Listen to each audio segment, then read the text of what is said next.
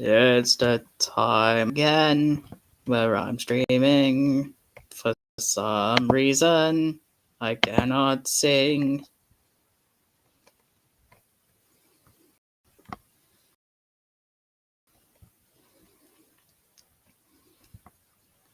I got to translate some Scooby-Doo stuff. I've got to translate some Scooby-Doo stuff. Because I'm bored and I'm looking for lore. This stream is to keep me from being a bore. No, not that type of bore, you sausage.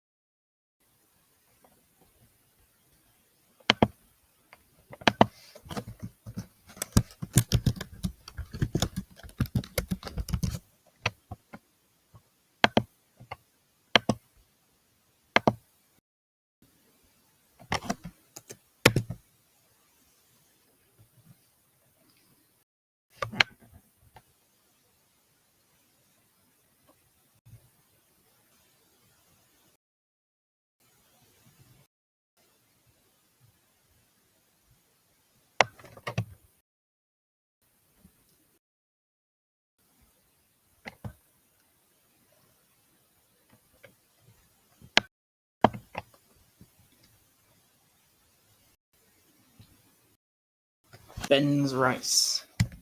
I don't want to.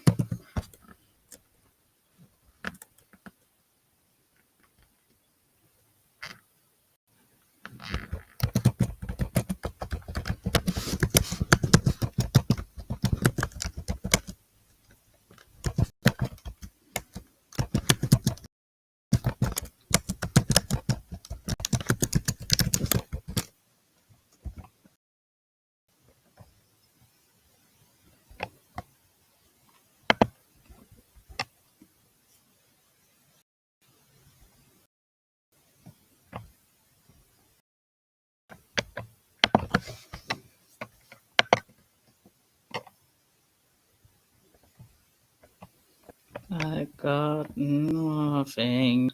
I've got nothing, nothing, nothing, nothing, nothing, nothing. Ow! That hiccup hurts.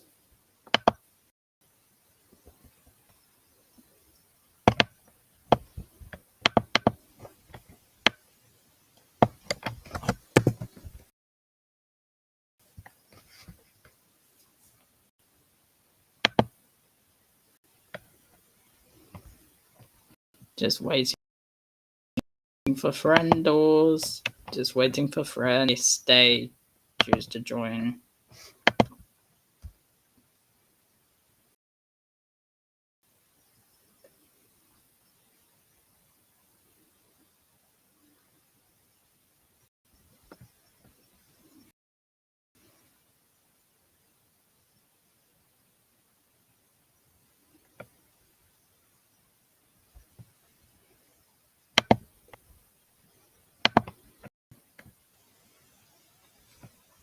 And just my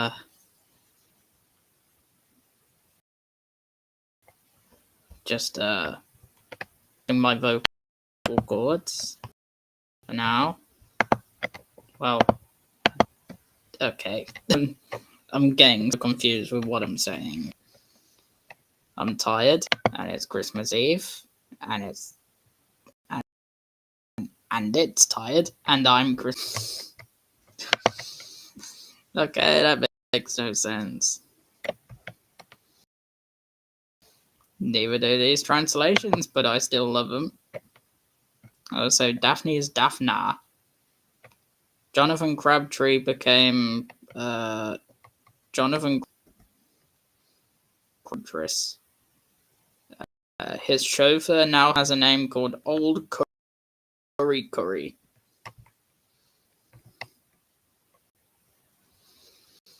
Great name, Old Curry Curry. What made his parents think, oh, let's name him Curry, but twice?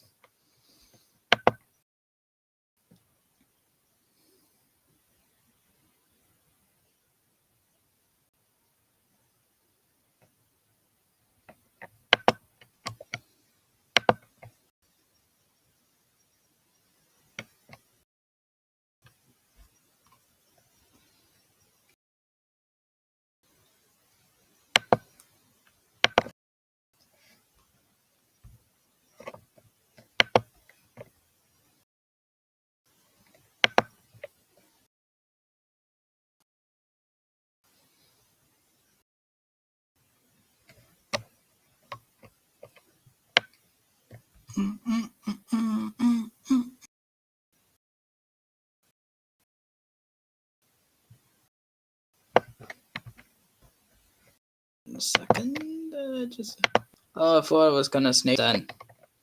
Oh, Jesus Christ.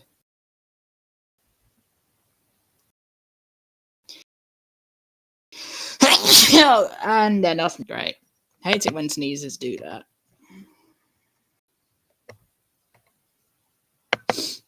Ow. That one hurt a lot.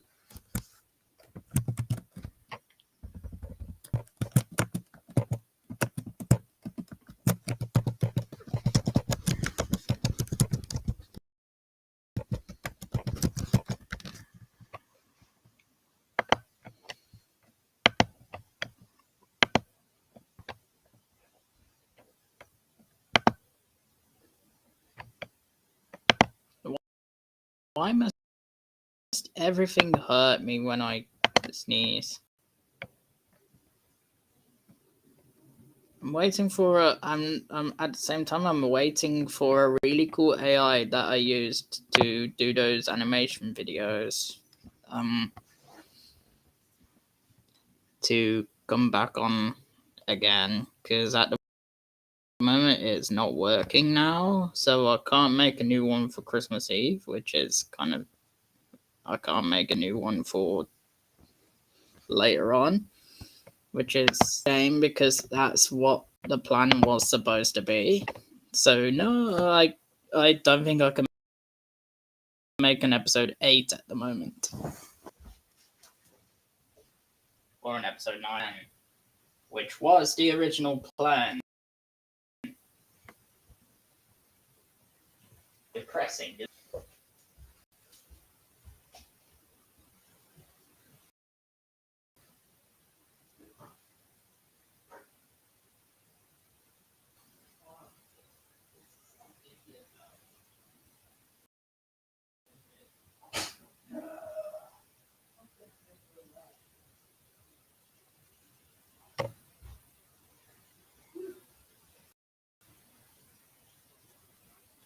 The kitchen just made me jump when I opened the fridge. Don't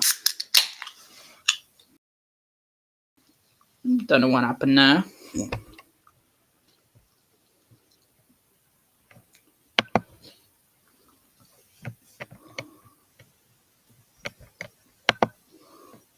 Like I say, I do get really scared easily. So that was a big shock to me.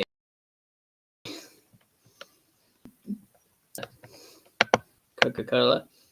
Apparently, a box of Coke at the shop, a box of cans of Coca-Cola at the shops decided to explode. And yeah. And that's why I'm now holding a sticky can, because the box exploded next to a fresh can that didn't explode. And this is the one that was next to the one that exploded. And now my hands are sticky as hell. At least the Coke is fresh.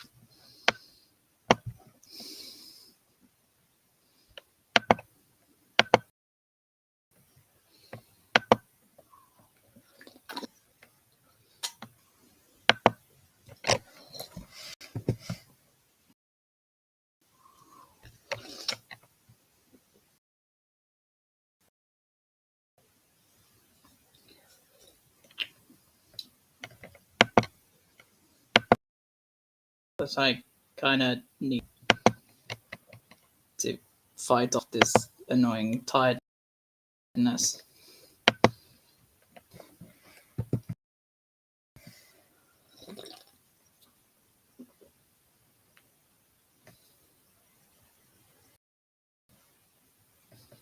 So we'll probably start reading, but I just want to make sure if anyone's ready to hear me read stupid translations.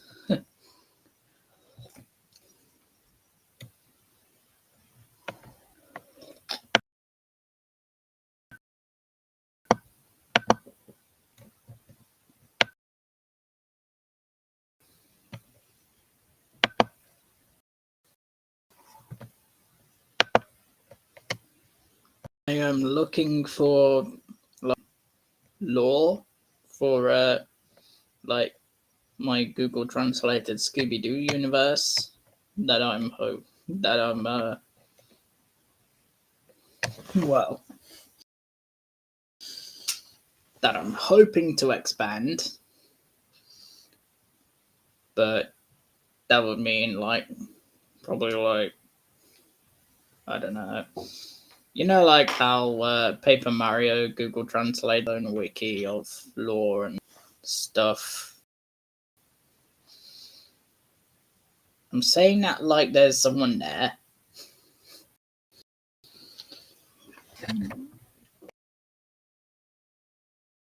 That's weird.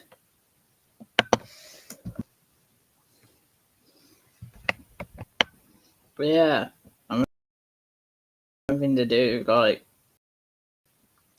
don't know what to translate.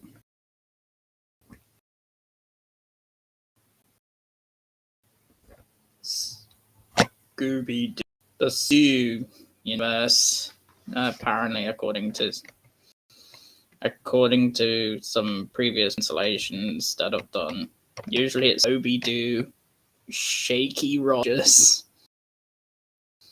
spelt with a D. Reason. Rodgers.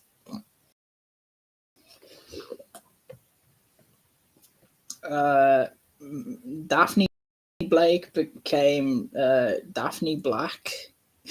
So, yeah. Velma Dinkley became Volma Dinkles or something like that. I believe one of them was Velma Dick Cheese.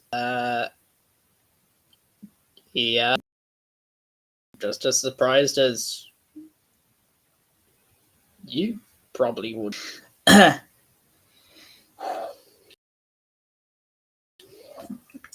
Fred Jones had this odd thing where it became Frod Jeans. Don't ask.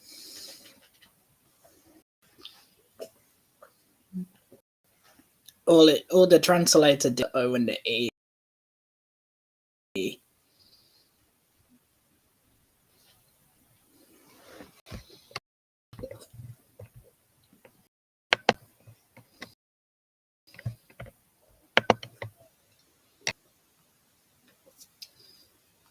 Scrappy-Doo often has this habit of being non-existent in the trans despite being in the original prompt. Don't know whether that's a coincidence or not, but I'm kind of offended by the fact that he doesn't even appear. Oh, yes, I like Scrappy-Doo. Scrabby. Shit.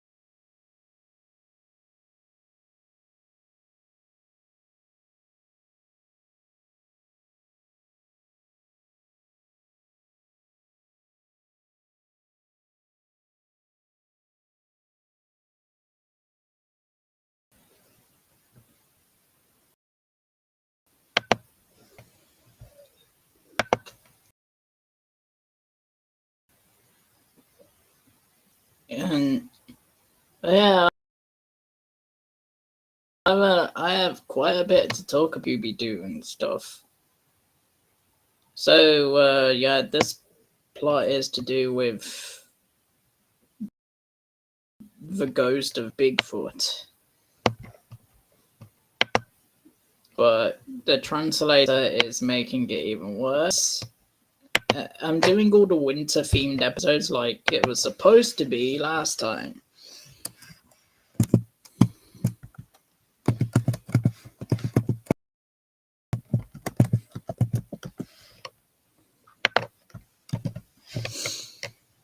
Um,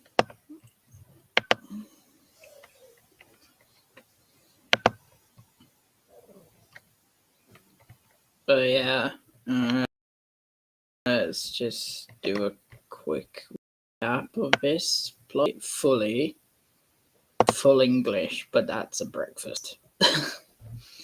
Oh yes, instead of Mackinac Lodge, well, actually, it's now turned into the mountain nation of Asmenam Sharams.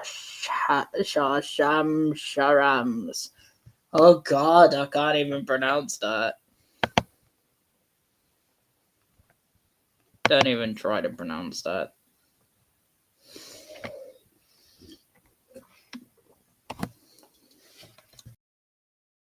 So Laurel and Hardy are now Laura and Hardy. Stanley Laurel is now Stanley Laura.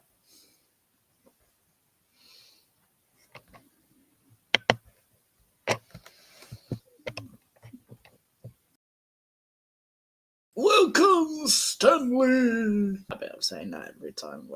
Whenever Stanley Laurel from Laurel and Hardy gets, I have this habit of doing a Thomas and Friends quote.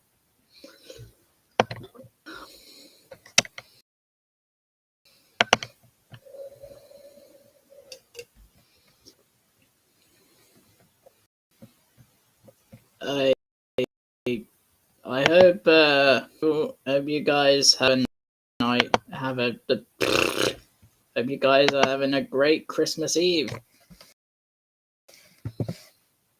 I'm trying to, but at the moment it doesn't feel very Christmassy out there. I mean, I've got the tree up. I have, for some reason, a paper bauble that was laminated, and it's of Scooby-Doo himself. So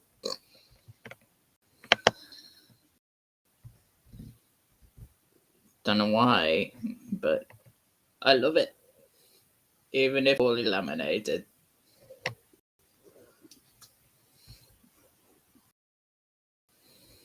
What are you expecting from a guy like you? The guy laminating it is like 50 something years old.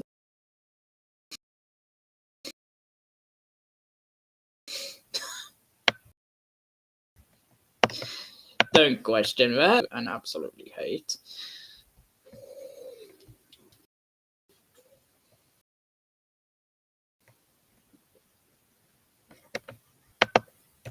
But then you said that.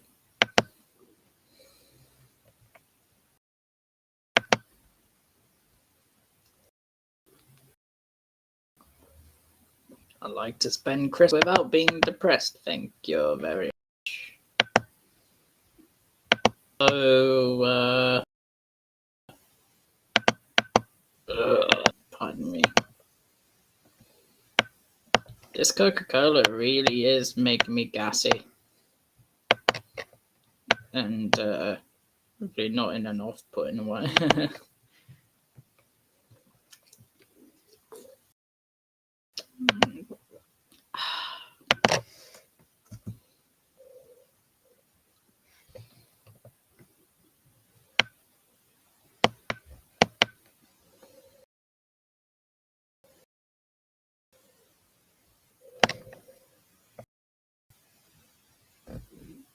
Stomach, stop growling at me.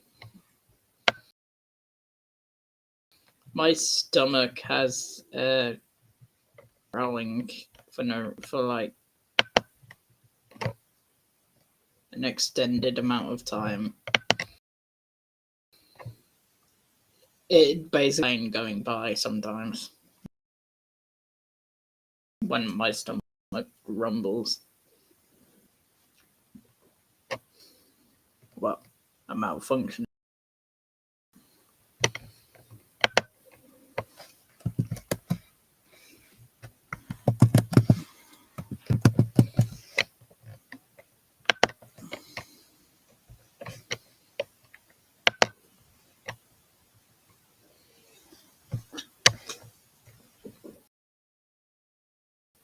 Alright. Don't know what I'm... Curry. Okay, and there's also some grammar problems here. Mr. Family. Great name.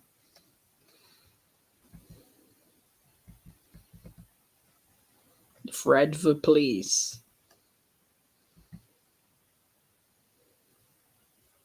They find a tractor full of stolen vehicles.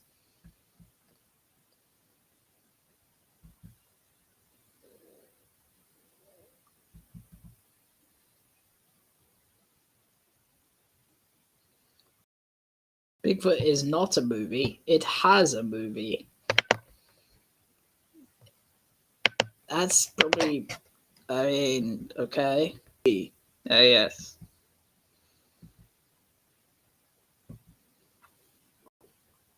They break the power of the dead rich. Sorry, what? Grab tray. Dresses like a poor to bed everyone. I hate it when people bed me.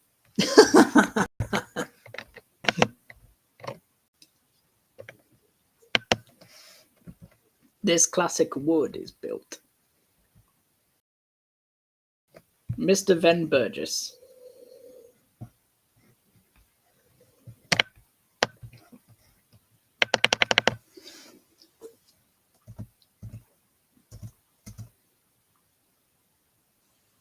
Why is it hard? Sometimes it doesn't want to translate at all. Shaggy Fred. Let me read. I'm trying to read. Damn it.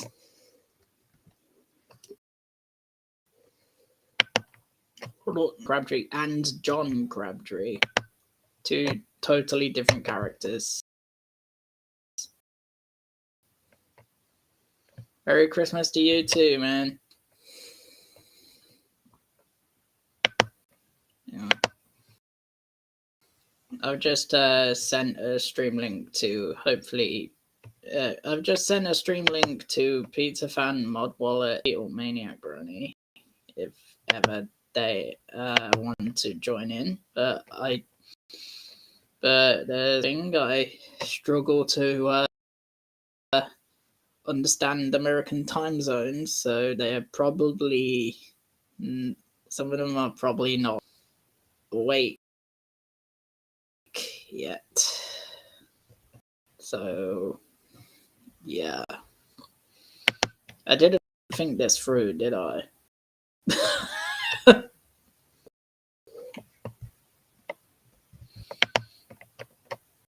It's probably like early in the morning for them. I'm not very good, or timing, as it were. Oh well, I'm patient. I'll just send them the link anyway. Just in case. Just in case. Just in case. So yeah. Yeah, the title of this stream is pretty straightforward. I am looking for lore for like Google translated Scooby-Doo universe. I really hope to like make a wiki for. I know I've done a wiki on badly translated Scooby-Doo before, and did that get deleted? Did that wiki get deleted? I can't remember. But yeah, I hope to make a new one to make up for the fact that it was deleted by the fandom. For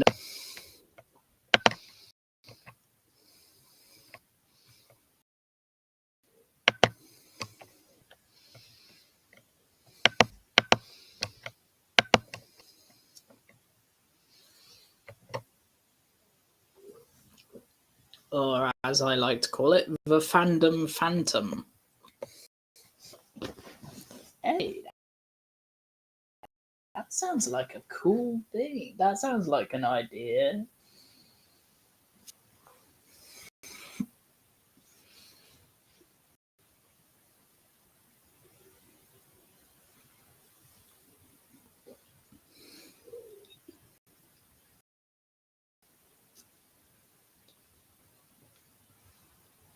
But it looks like I'll have to make another one, but I'll probably need like help with some of it. I'm not very good at like things out. Sometimes I leave pages blank, and I don't know why.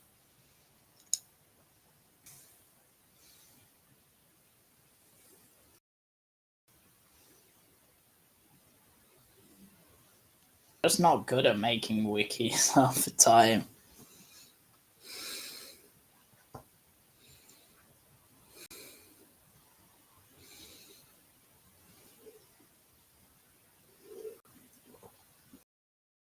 Yeah, at least I believe my Bladed Thomas the Tank Engine wiki is still up.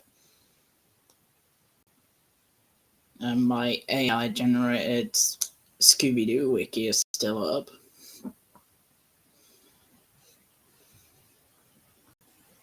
So yeah, that's a really.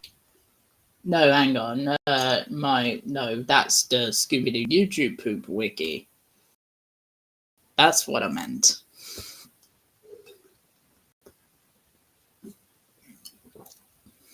And the Google translated Thomas wiki. That's another thing. And my AI generated Thomas wiki, which for some reason there have been vandalism on that. Like not recently, but uh like I'd say about I think. I don't keep track of time.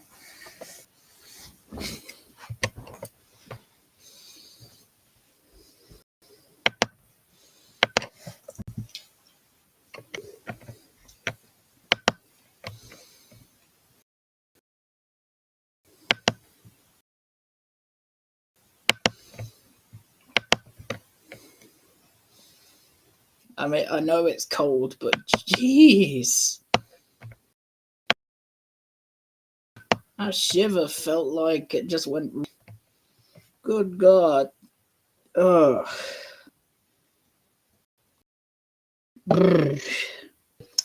Okay. Hopefully my mic isn't being a dick. Well, I keep because I'm using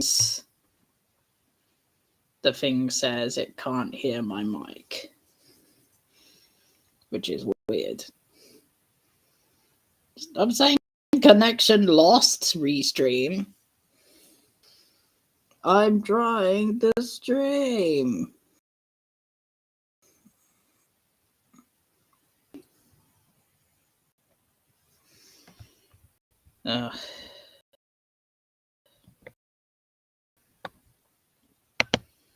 I mean, despite the stuff.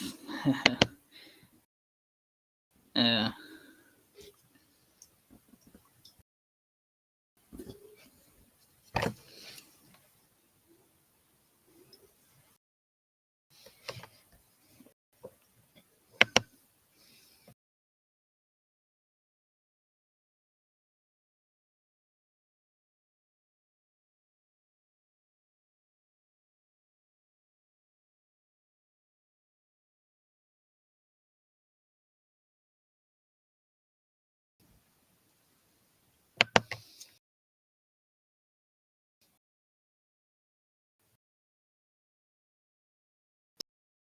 I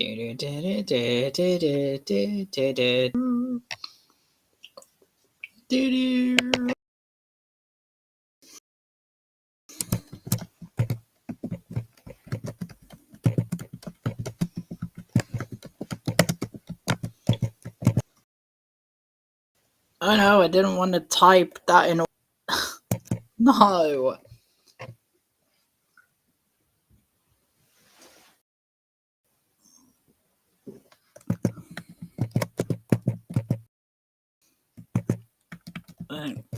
I think I need a new laptop. This one is just.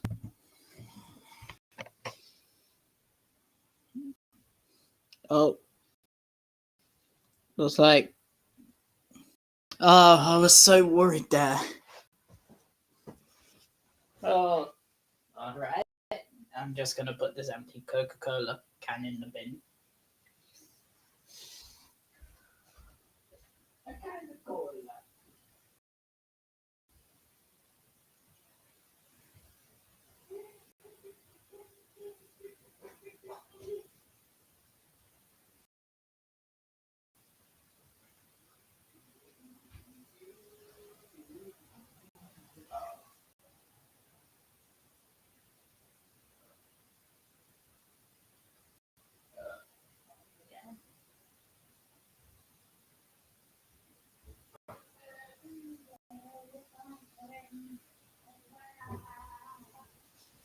Oh, no.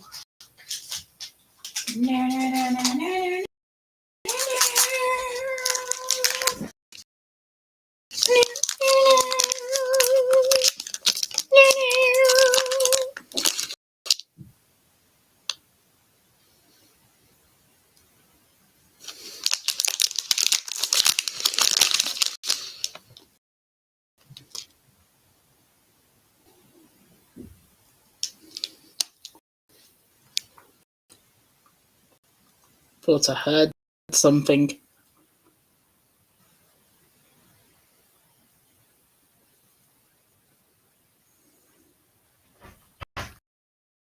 Oh crap, she's back from shopping.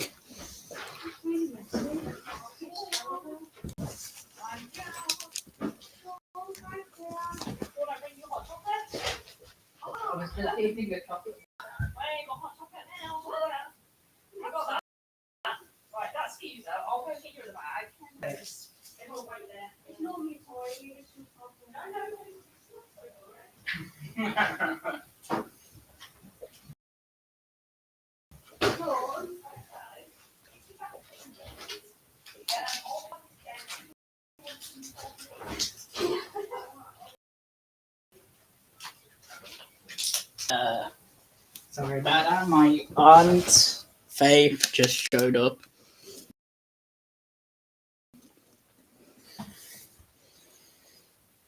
It's the hot chocolate. Good stuff.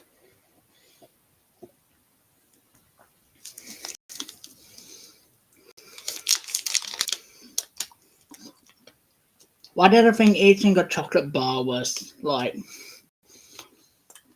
Okay, I just grabbed a chocolate bar, started eating. Mom came in with my auntie Faith, and now I've got a hot chocolate too. Great. I've been calling a chocolate bar. No regrets.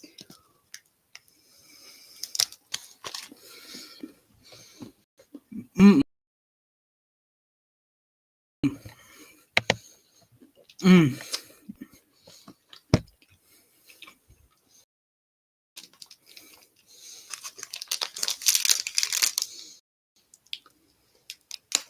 Ow.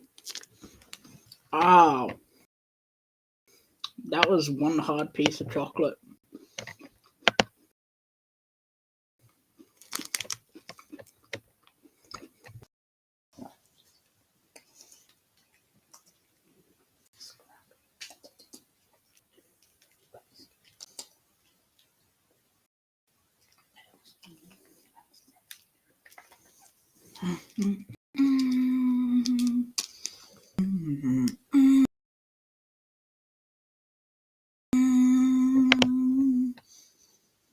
if I'm taking too long to carry on with this, constantly easily distracted by other things, and I'm eating at the same time. I'm sure you people will understand.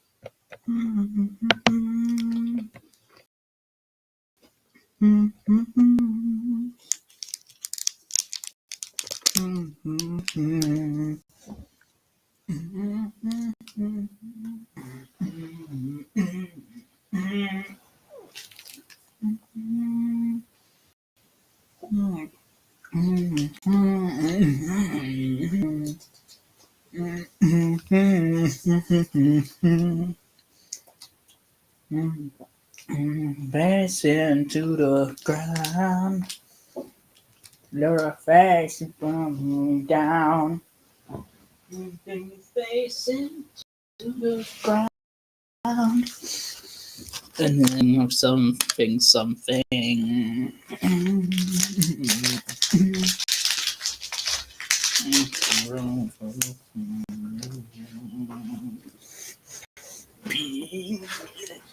Penis. I think Titan's Spanish suck. Don't ask.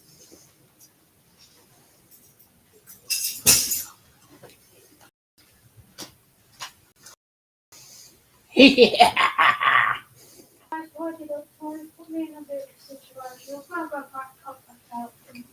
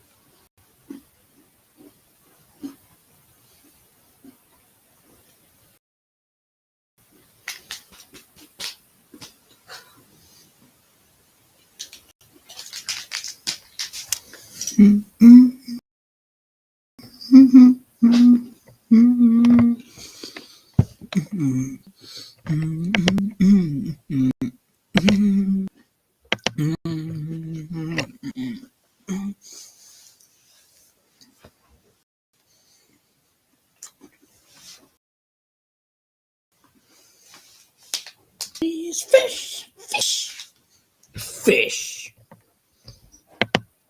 Do you see fish? Fish.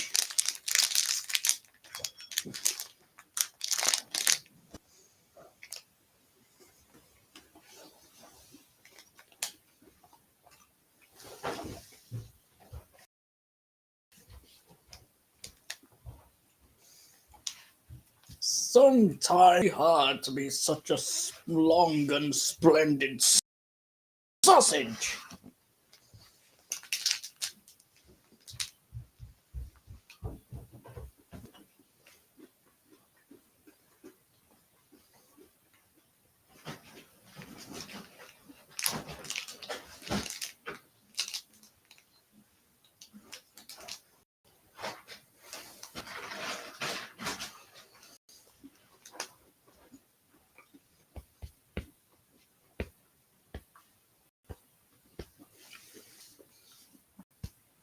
It's really tiring to be such a long and splendid sausage. Aren't sausages red? No!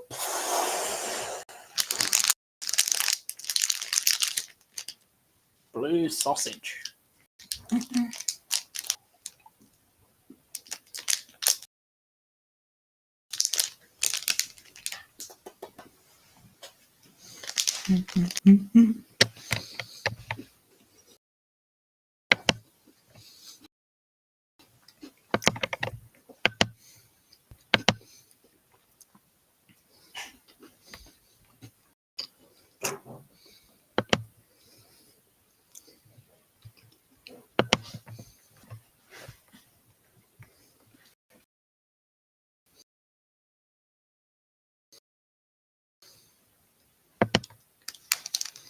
Oh. Ow.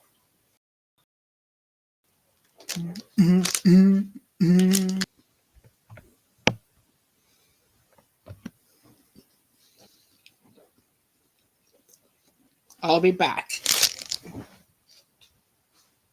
Ow, ow, ow, ow.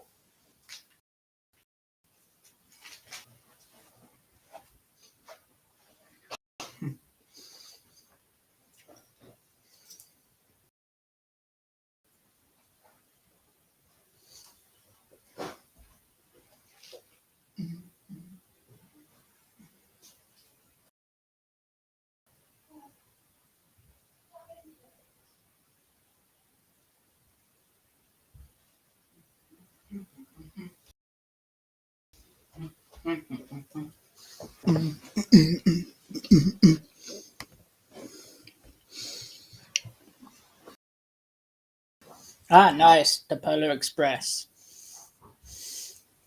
Where the ticket taker is by Tom Hanks. Woody the ticket taker. Welcome to the Polar Express.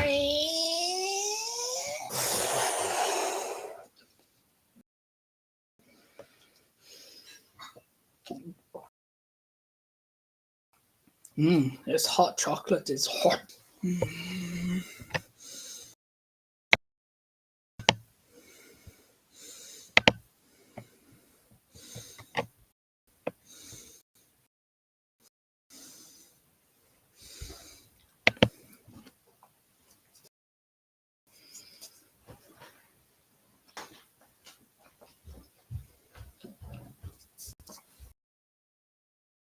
Who cares? This is good cocoa, I say while drinking hot chocolate.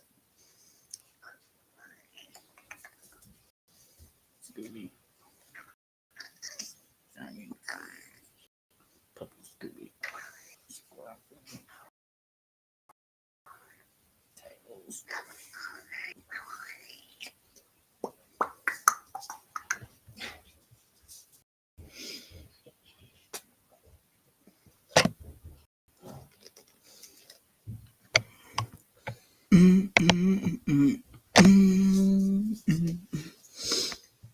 A full trip in Vermont to Mackinac Lodge, the city of love.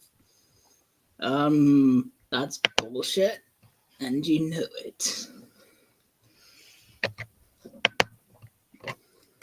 When Laurel and Hardy head to the country, but with the latter's company, Mystery you, Ronsa and Hardy's print must be available. Ski's house is raided after an investigation. But back inside, Ken, Laurel, Haley Burgess. So Jonathan Crabtree and John Crabtree are the only guys. There's a relative behind the wheel. I opened the box and got ready to sleep. But the window was outside. What?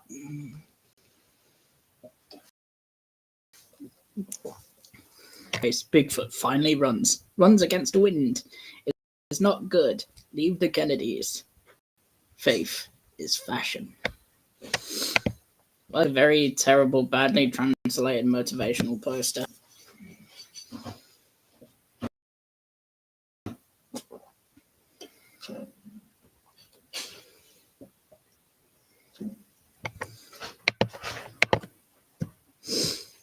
The next day, the gang decides to go on a race with Laurel, Hardy, and the entire mystery. Going to the mountain and taking it to the ski master Hans. They see that they are trying to reach Shag and Scoob to listen. Go back to the inn. Mr. Crabtree, Fred, Daphne, Velma, Shaggy, Scooby, Laurel, and Cadabra. Shaggy, Scooby, and Laurel are there before they have anything to talk to.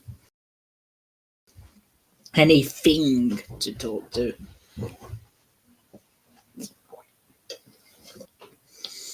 Scooby finds a paper with a row of letters and numbers wrong on the Fred information is similar to license numbers.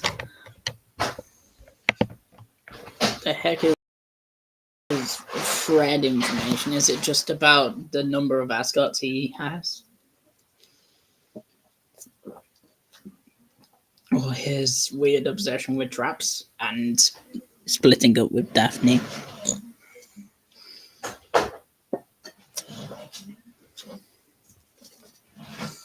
Daphne.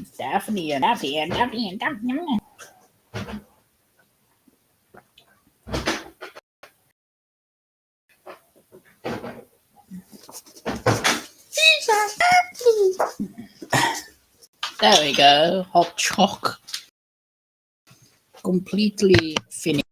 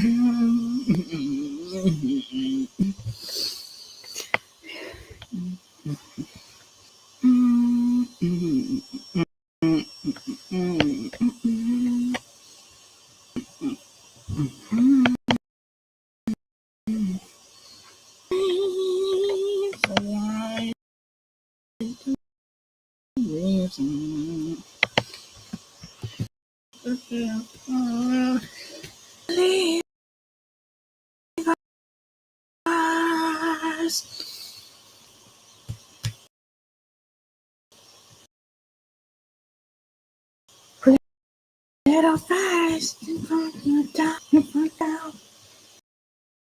into the ground.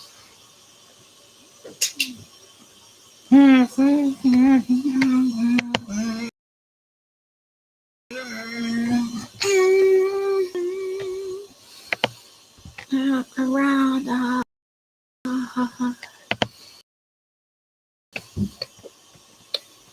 every day, somewhere. I wish I could understand the lyrics properly. The police officer Frederick found the license numbers of the stolen cars. On one side, Fred thinking that the stolen goods are hidden. Bigfoot driving a tractor through the stolen vehicles. Canega. No, I didn't say the N-word. I'm not racist. Laurel and Hardy followed the track.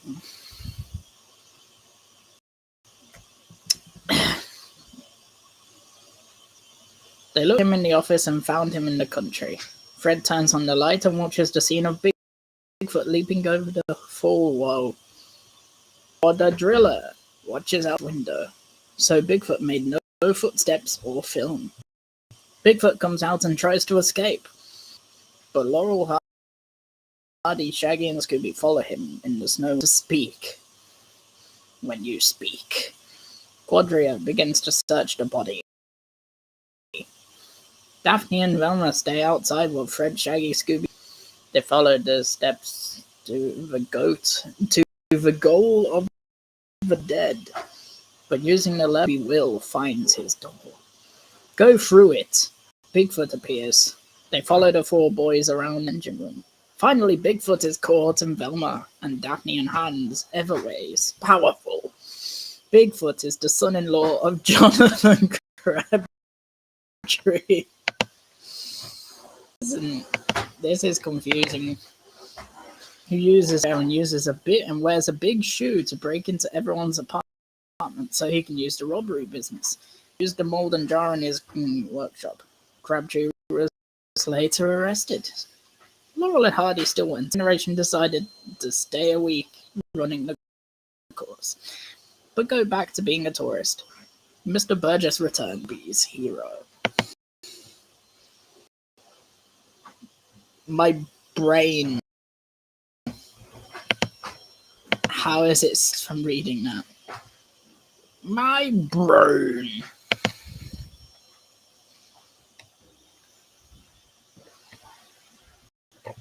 I've got lots of money.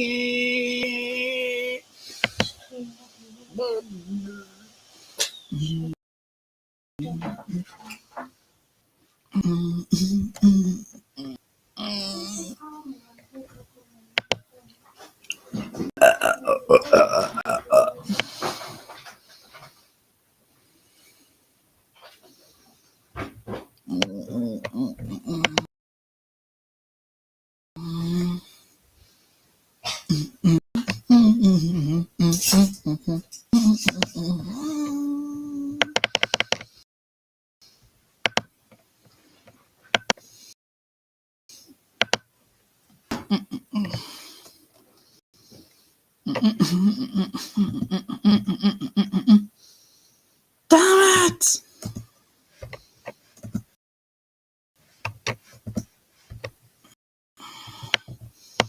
It's when it's finished generating, but then it gives an error again, and then I have to do it all over again. Oh, never mind.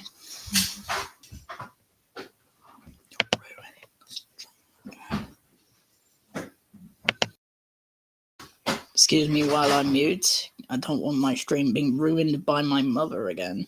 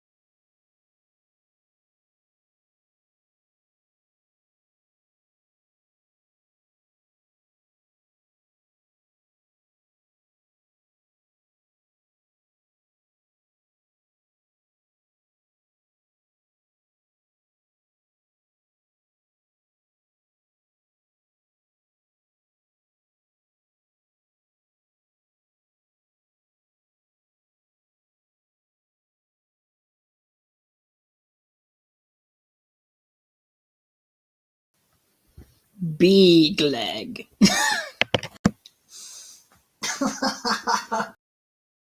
Okay. It's the ghost of Big Leg. Hate the mountain and take explosive skis.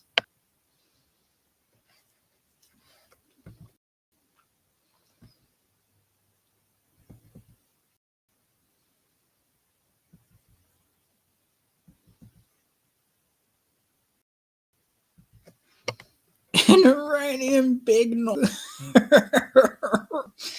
Is that? What is that? What?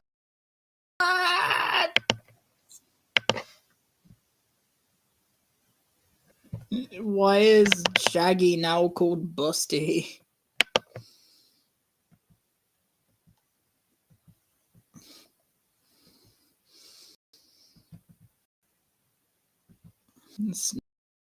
Snowfoot.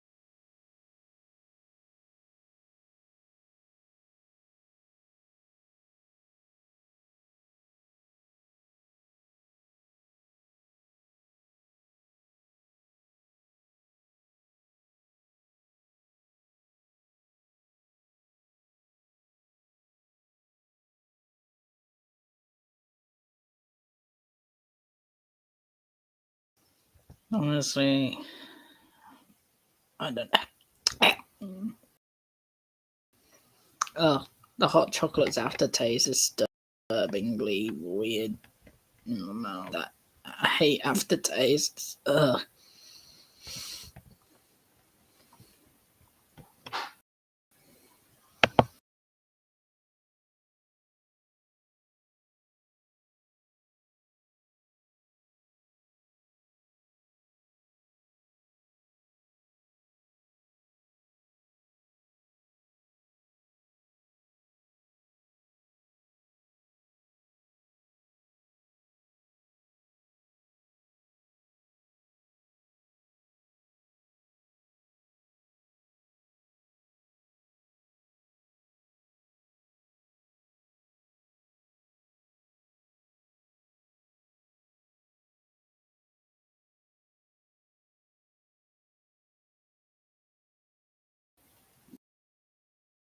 Neurals.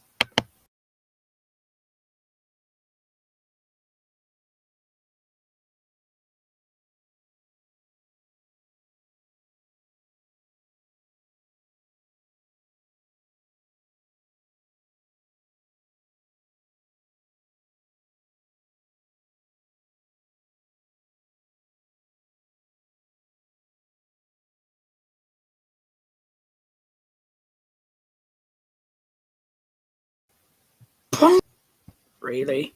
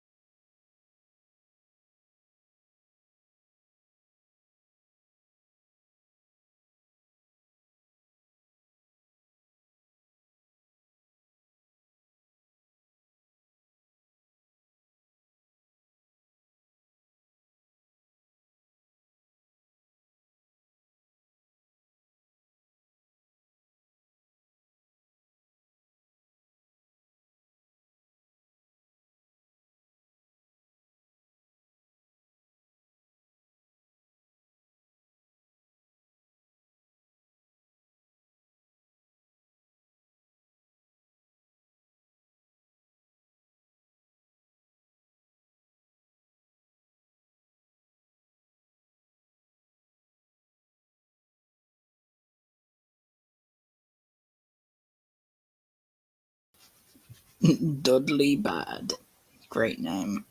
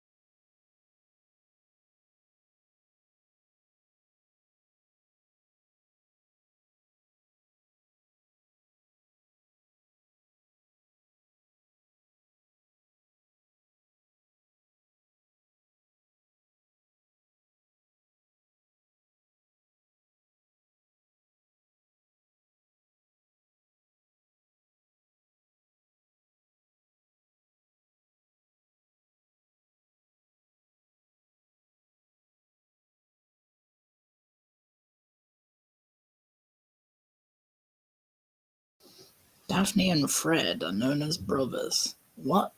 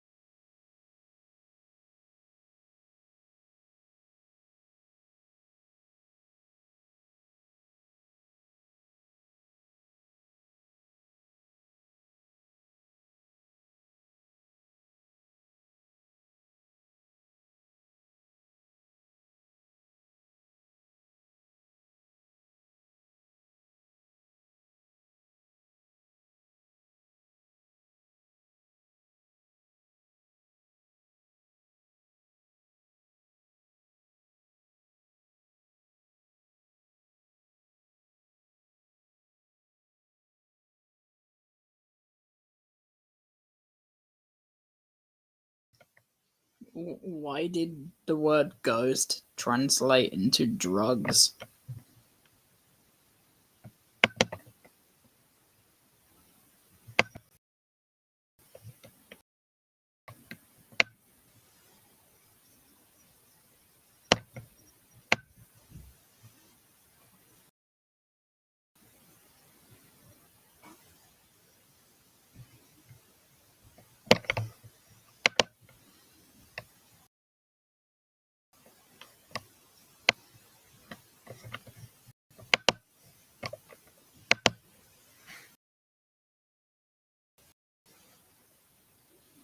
Like, make any sense?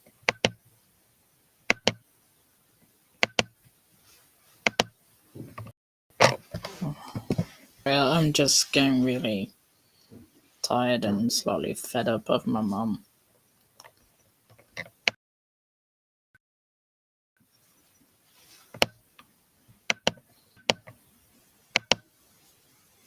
I don't know why, I just feel kinda. And, I won't end the stream just yet. I won't end the stream until, like, I don't know. I don't know.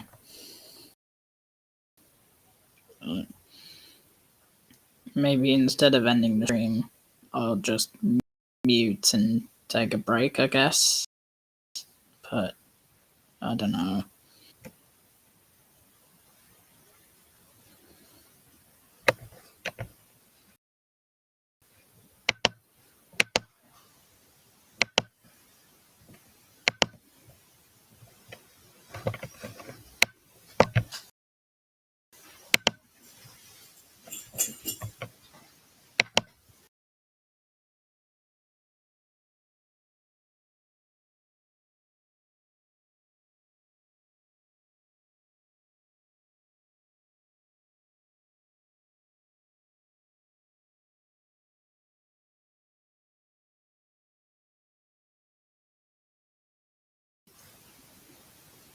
Okay, she's I guess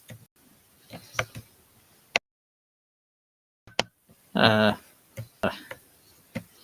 she gets in a mood every time and then quickly turns back to normal. That's not how it works, Mum. Reminds me of someone who I'm no longer friends with on the internet.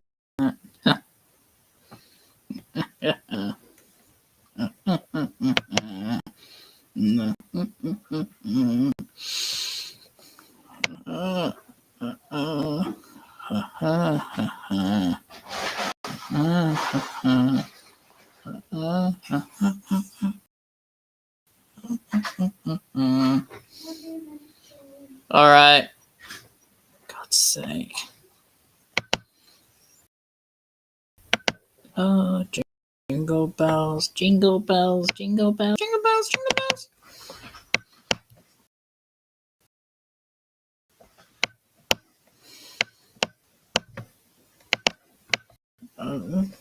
Dashing through the snow, wearing broken skis, oh, smashing into trees. The snow is turning red. I think I'm almost dead. Now I'm in the hospital, witches in my head.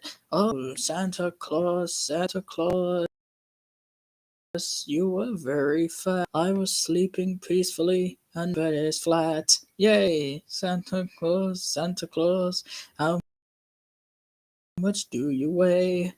I'm reindeer who has to pull your sleigh.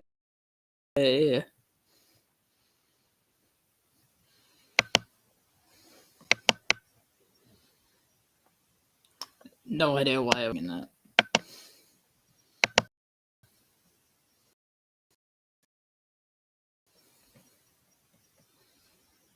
Joy to the world, the teacher barbecued her hair up into the body. We flushed it down the party. Watched it go round and round. We flushed it down. We flushed it round and round and round.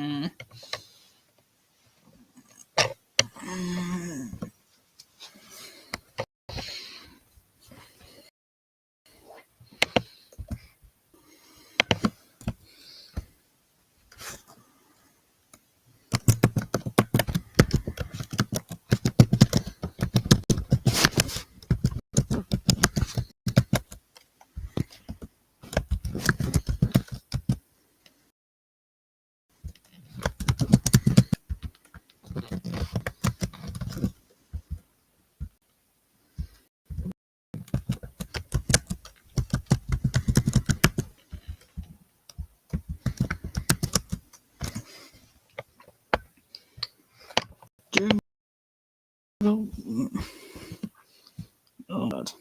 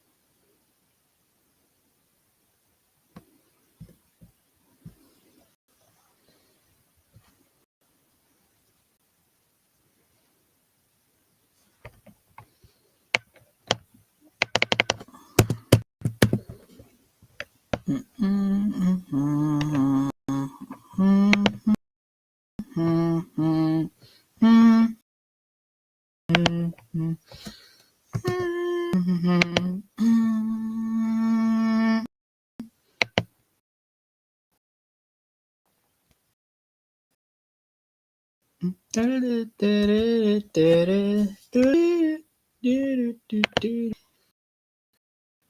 I think a slight break, but I'm gonna sing some really weird Christmas. Because,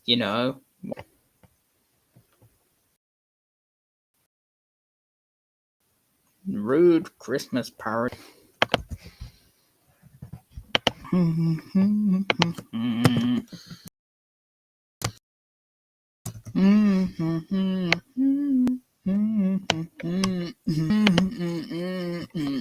Dashing through the snow. On a one-horse open sleigh, over fields we go, laughing all the way. Bells on bobtail ring, make it. What fun it's to ride and flame the car behind tonight. Hey, bells jingle all the way. Oh, what fun it is to laugh at gifts you'll throw away. Don't ask. Denise from an AI. Not the red-nosed reindeer had a very shiny nose. And if you ever saw it, you'll be like, what the hell? Who knows? All of the other reindeer used to call him names. They never let poor Rudolph join in any reindeer game. Screw you, Dasher, I don't need your sleigh.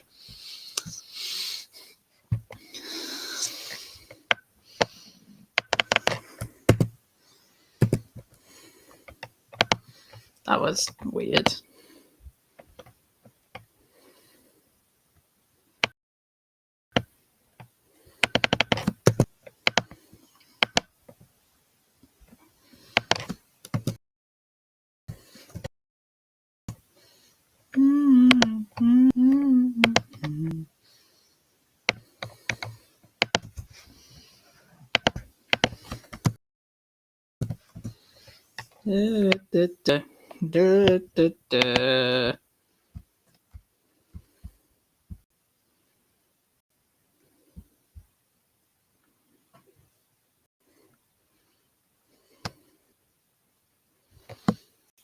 Frosty the snowman, he's a melted lumpy pile. You left him in the sun too long, now gooey style.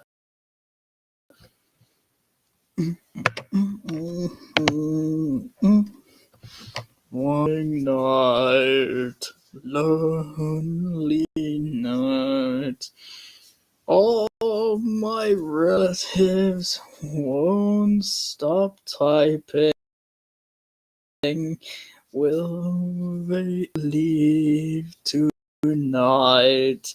Someone's phone buzzes. Someone's Skype. What are you doing?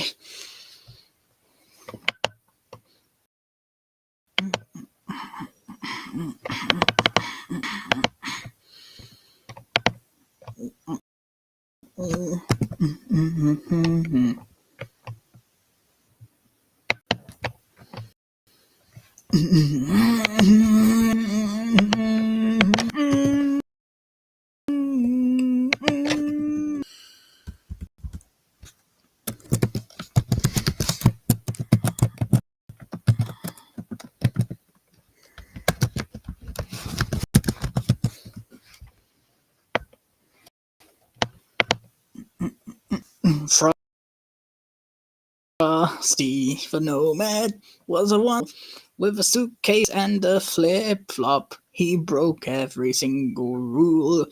He traveled all around from bars to shady spots, but wherever he would go, he just drank shots.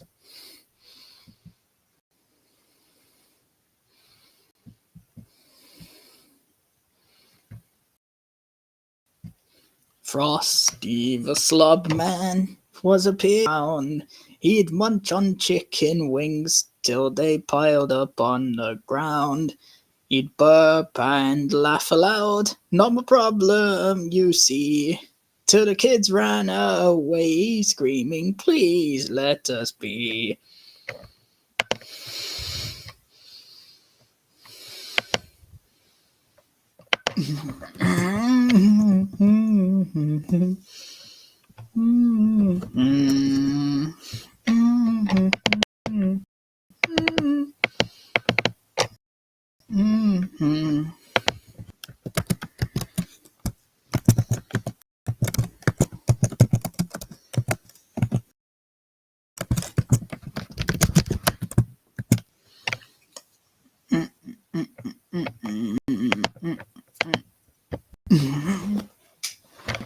Oh no!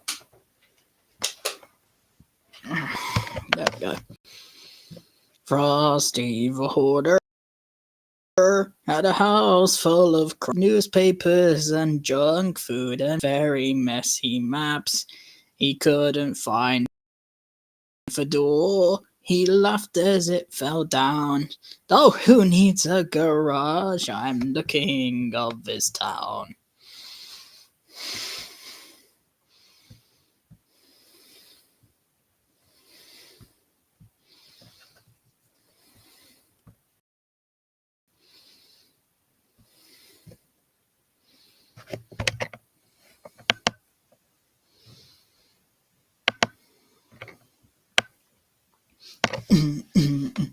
You better watch out.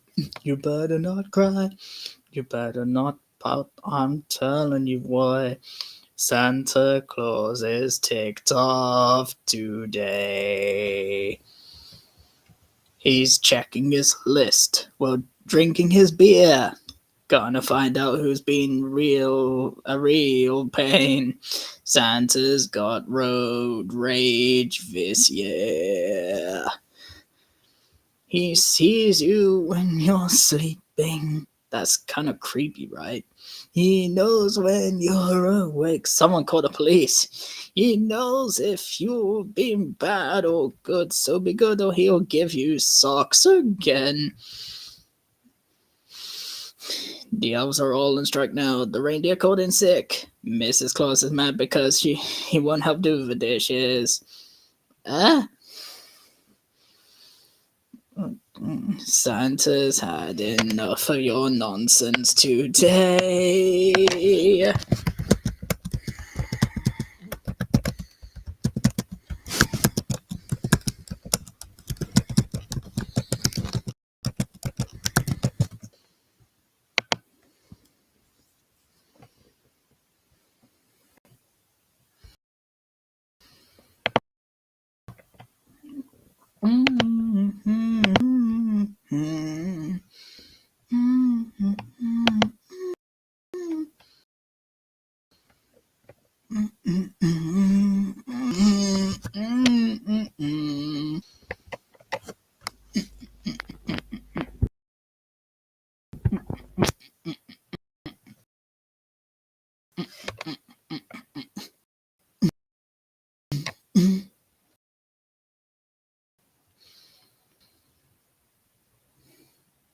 I hope everyone's not getting too bored.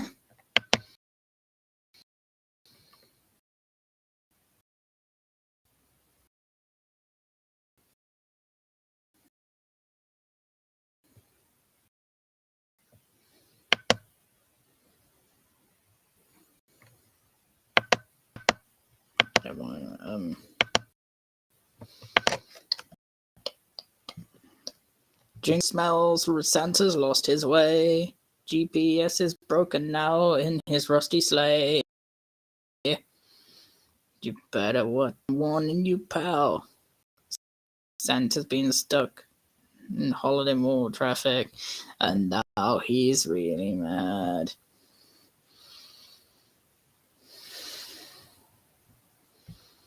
Deck the halls with piles of bills. La la la la. Santa Claus is Santa's credit card is maxed. Now he can't buy anything.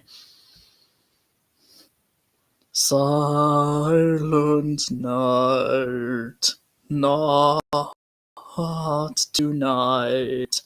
Neighbors party loud. Santa's got his ear plugged in. Okay, now, okay.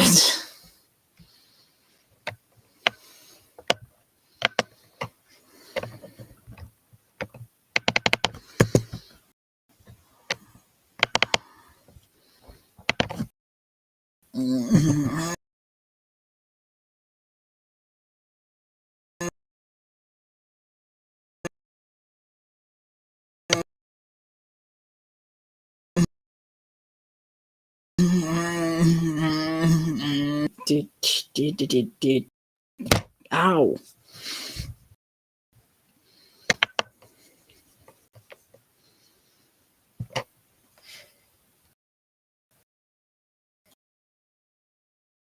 I've got lots of nothing.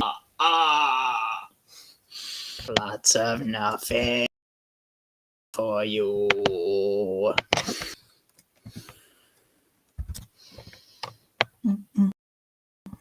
You better.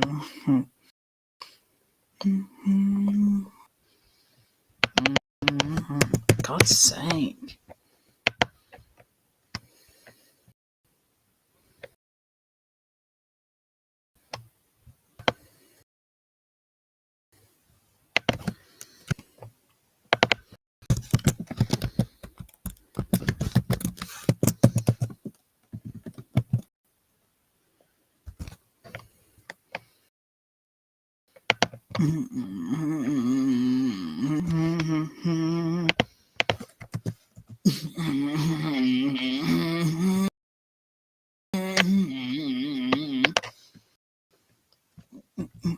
Better watch out. You better not run. Better not shout. I'm telling you now.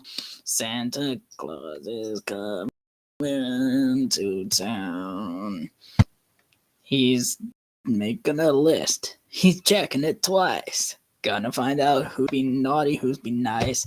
But if you've been bad, well, don't be surprised. He might just put coal right between your thighs. You better watch out. You better not bring your sleigh. It's loaded with clouds. Santa Claus is coming to town. With his belly so round and a grin that's rude, he eats all your cookies. He don't care for food. On your lap, and he'll give you a wink, then dip out the door, leaving. You better watch out. You better not moan. He's got a big sack, but it's not all his own. Santa Claus is going to town. The chimney, so grumpy and mean, bringing you gifts that'll make your mom scream. So if you're not good, just keep this in mind. He might just leave you with some old moldy pie.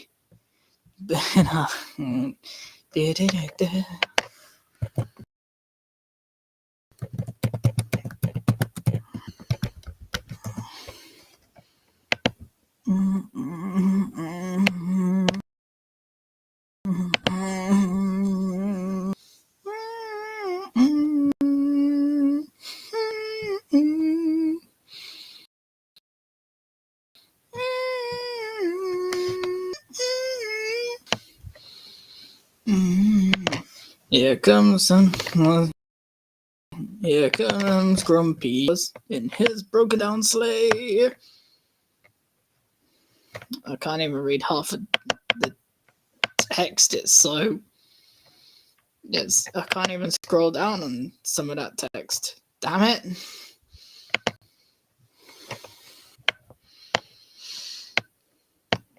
Here comes Santa Claus. It's Christmas. Merry Christmas. Merry Christmas.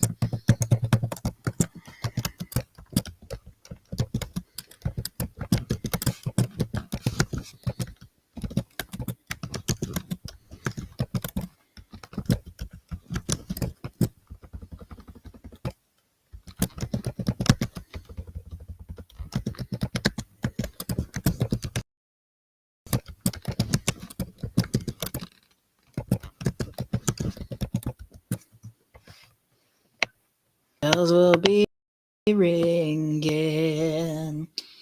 You let me singing. 'Cause you're dragging your feet. It's making me wild. So if you don't mind, please go find a way to leave me alone for a while. Get lost for Christmas. Oh my god.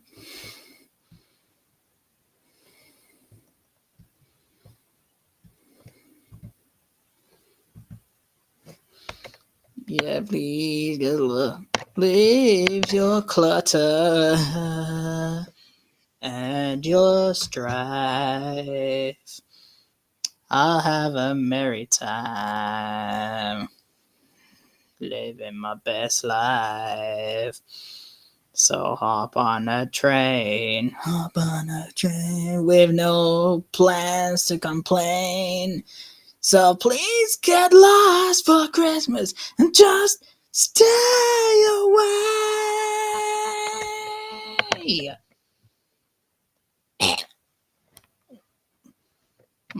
My voice box doesn't like it when I sing too high. Ringing. Du, du, du, du.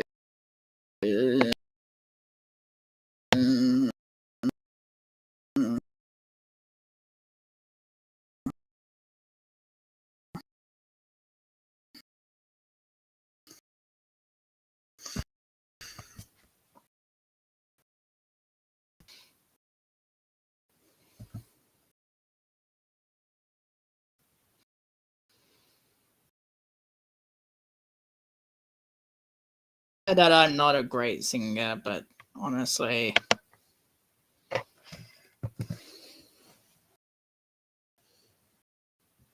but yeah, I don't care.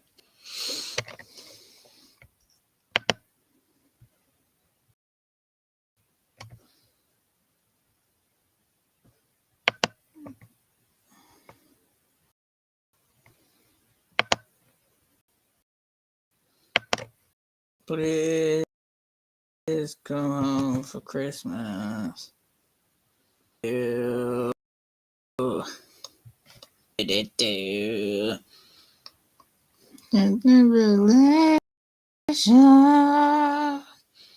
Salutations.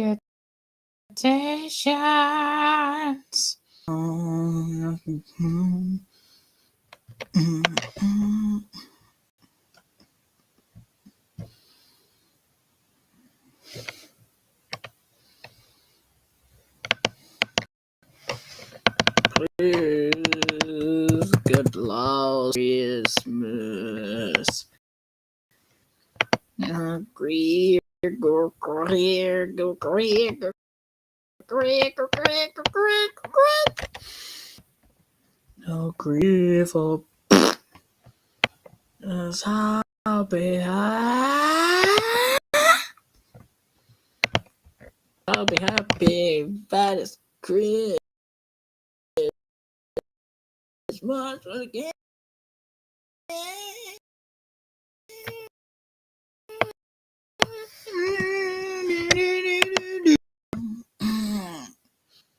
Bells will be ringing. I.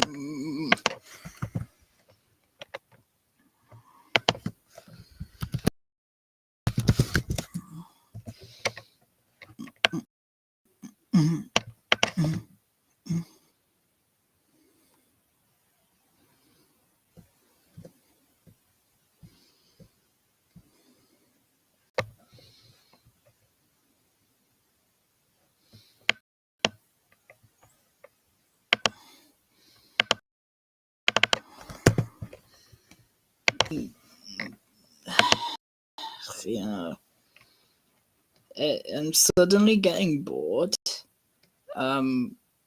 It's probably because some of my friends aren't like Like, actually, no.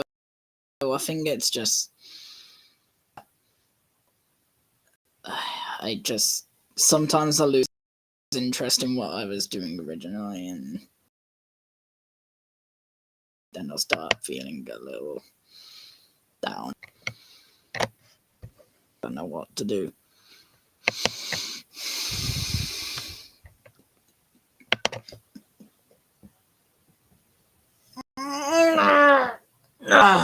Ow.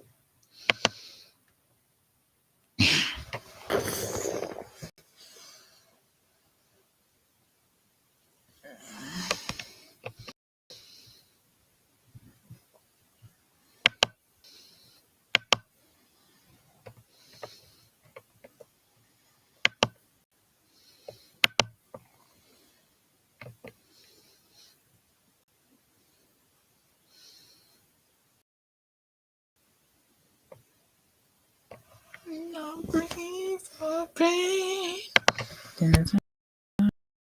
I'll be happy.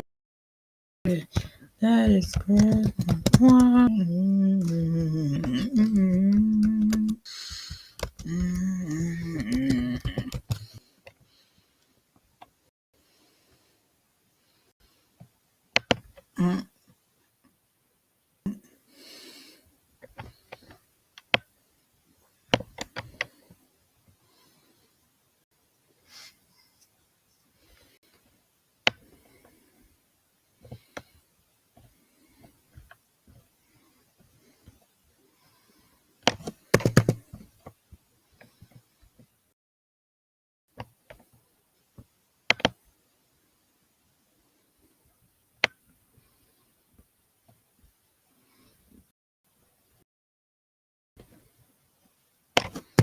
Ringing.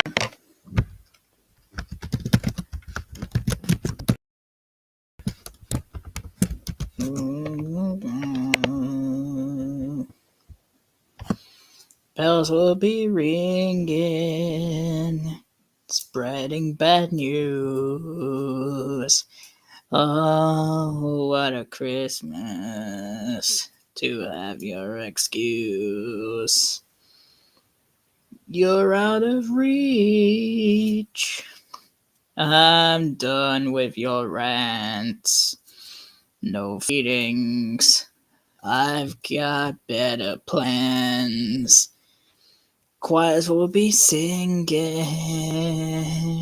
Jingle Bell Rock while you're stuck in your dreams, just winding the clock. Please get lost for Christmas. Please get lost for Christmas. If not for Christmas, just vanish tonight. Friends and relations and their frustrations, just as sure as the snow's piled high on the ground, it's Christmas season. Joy in the air. So just your baggage and just go anywhere. Then won't you tell me you'll stay far away? Christmas and New Year's don't ruin my day. There'll be no drama, no stress or strain, 'cause I'll be laughing, 'cause it's Christmas once again.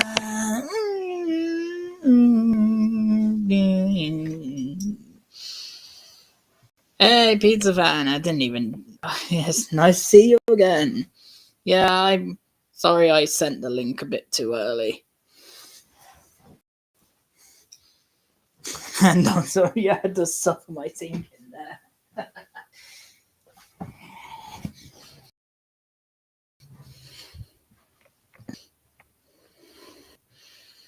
But yeah, I figured that it's way more fun with more friends. I probably should have sent the link like at this exact time. But yeah.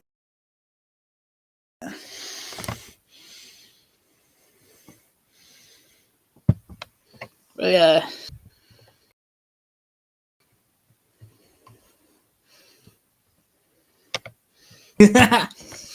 Alright, so I better carry on with Scooby-Doo and stuff. So yeah. Basically, what I was doing yesterday, we were before I had to end the stream due to Mom again. Yeah. So basically, the title is pretty self-explanatory. Basically, I am hoping to make a wiki, hopefully, and the challenge is to try and get as much story lore in my Google translated Scooby-Doo world, if you get my understanding, if you get my meaning, not understanding, whatever. So yeah, I'm using this to get some cool lore. So yeah, Mom was singing just random, the same Christmas song on repeat. Mariah Carey.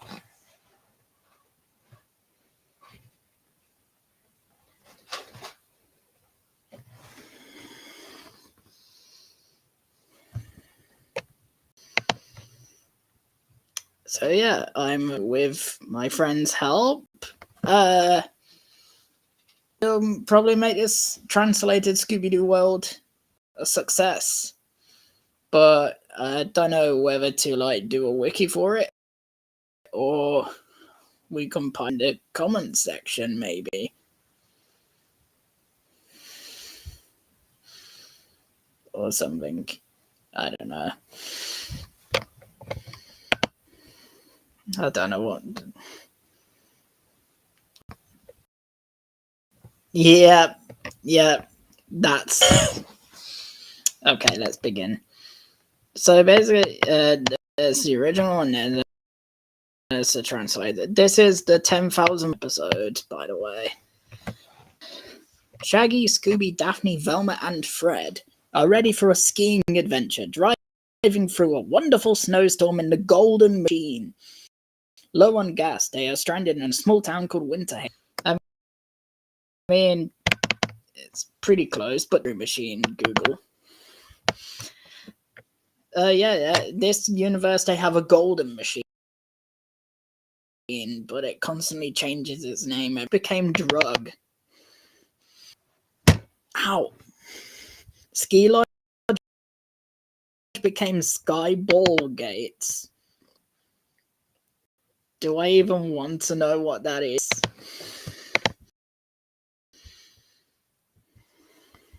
Waltner instead of Voltner.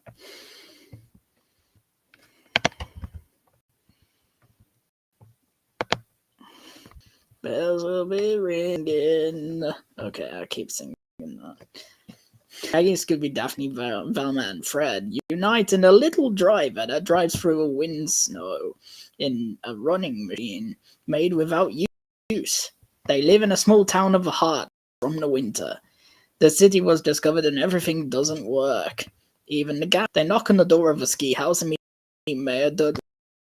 He explained that there is no lights, that the city has a problem with residents called the spirit of 10,000 lights. But there was a snowstorm and the power cable broke. Voltner, the manufacturer, cut the pommeler to repair the electrical. As a small break has occurred, which started to the condition and removed all signs. The bodies of the volunteers have not been found, and 10,000 volts movement has occurred. What? 1,000 volt drug.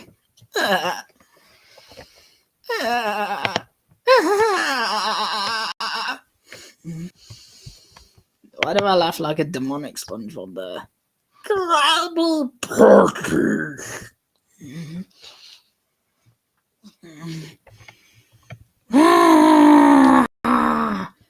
Yeah, I'm doing all the winter episodes first. So, yeah, just in response. Perfect.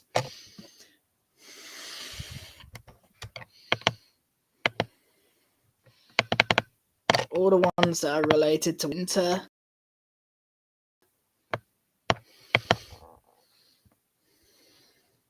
Like,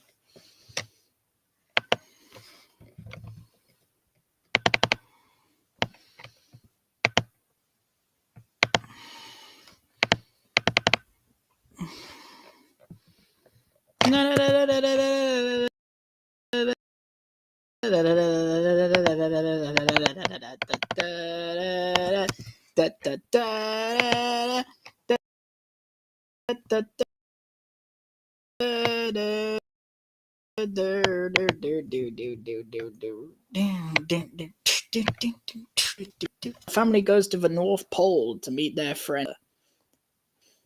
Not Freddy Krueger, just Professor Krueger, who is the actual character, but it's spelled differently. Arriving on skis in the Eskimo village.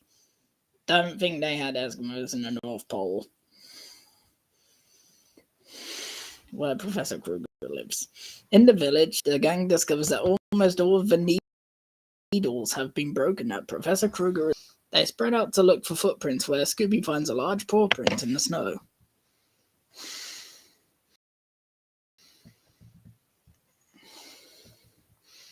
I'm looking for some really stupid part.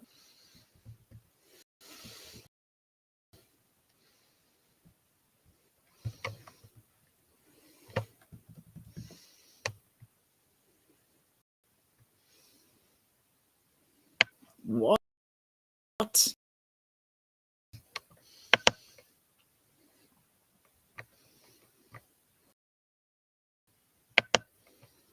Ah! Just big shit. Mr. Shit. Friend goes north quarter for Professor Krueger. Professor Krager. On arriving at Eskimo villages, the gangs found the vacant igloo and Professor Krueger is real. Watch the leaders put them on a Scooby tree with a big paint picture. Ashif Manuk, the village administrator, has arrived. That he is a professor of snow driving. This guy can drive snow. Wow. That's a superpower if ever I had one.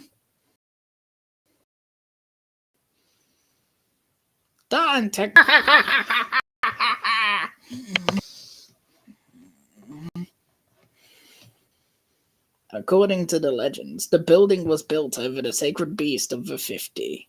Ganda enters Professor Krueger's apartment and finds his assistant Jean Baptiste, instead of Baptiste. She was back in time before the snow monster. The only evidence found in Beak Kidge. Is that another word for biscuit? What? Was the wrath of the three totems which came to Velma. You know, every time there's something out of context, I keep hearing a Vine Boom sound effect in my head. The snow flock has now arrived, and the flock is going to get Primanuk first. The group follows the beast and finds three large many leaders. The black answer and the voice of a bird coming from inside the totem dens will come again. Tomorrow will be ganged.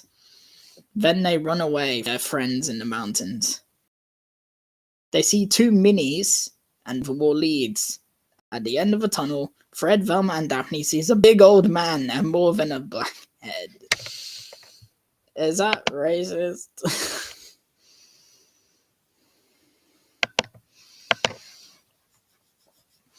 Shaggy and Scooby are less happy and only end for animals. Fred, Velma, and Daphne drive a truck and see Professor and his officer Manuk Maksak. Whatever works, taking place. Scooby brings where the snow monster has crashed and he runs into the totem coal. Dan discovers that the beast is actually a domestic robot programmed by Baptist. Totem jobs are actually selling oil. For explanation, using water power to extract oil from the country. On with the foam carross. Zalros has to run. It's about to hit an iceberg and stops. Husky goes through the door ahead. The result has been long suffering. Sorry, what?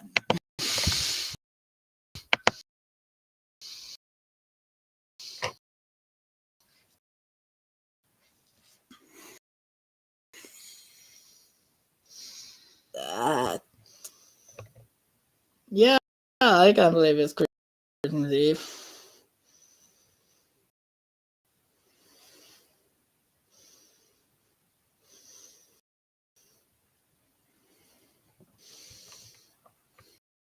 I'm so not excited though.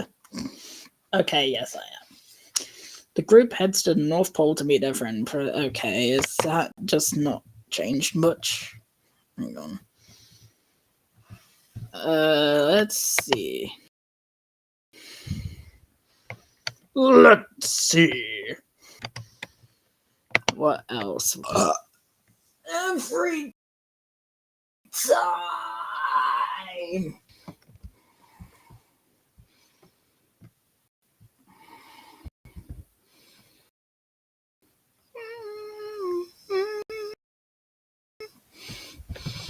Another Rocky Mountain. Yay! Yes, that's Y-I-I! Exclamation mark. Yes, that is literally the name of an episode. Rocky Mountain. Yay! Which is basically someone screaming, so that kind of makes sense. Because it has the ghost of a long dead mountain man.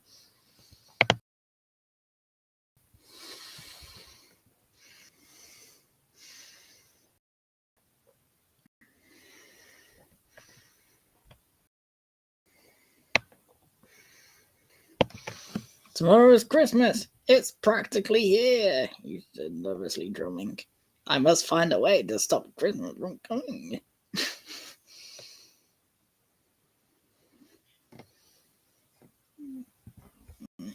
Sounds familiar.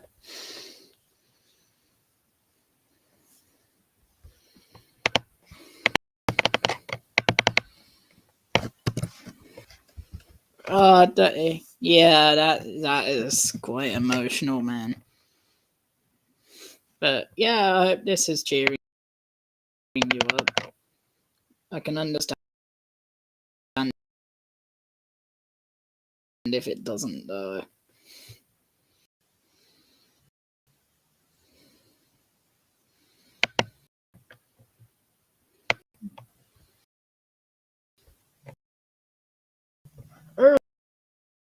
Early ball sacks. Two people spirited Jeremiah Pratt, who wants to leave. Ganda arrived at Pratt's Peak Lodge and finished a skiing day there. Missy Winters, the owner of a house, tells the group that they are in serious danger and tries to get rid of them. But Noah Reed, the owner of the house, tells them not to worry and invites them inside. It was to Mrs. Winters and Noah Jeremiah Pratt. Mrs. Noah was a superstition. Winter is just a superstition. Okay. Winter's not real. Right. Okay. Yeah. Okay. Yeah. Right. Whatever. Okay. Then the group meet Henry, a skiing man who said not to ski. While Shaggy, Scooby, and Scrappy fix the room, Jeremiah finds Pratt's ghost. What? Shaggy and Scrappy grow up. They return to the ghost and hide in an egg. Fred and the girl find Jeremiah's old diary about eagles. Then they meet the dynamic head and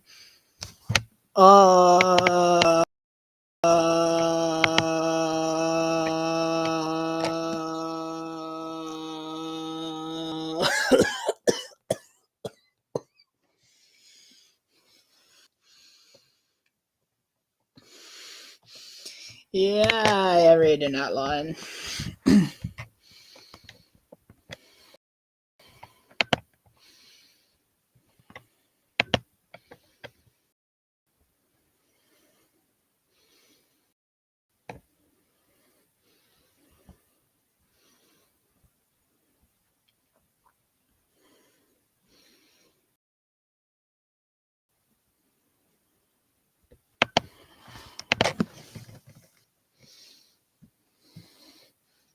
Uh, uh,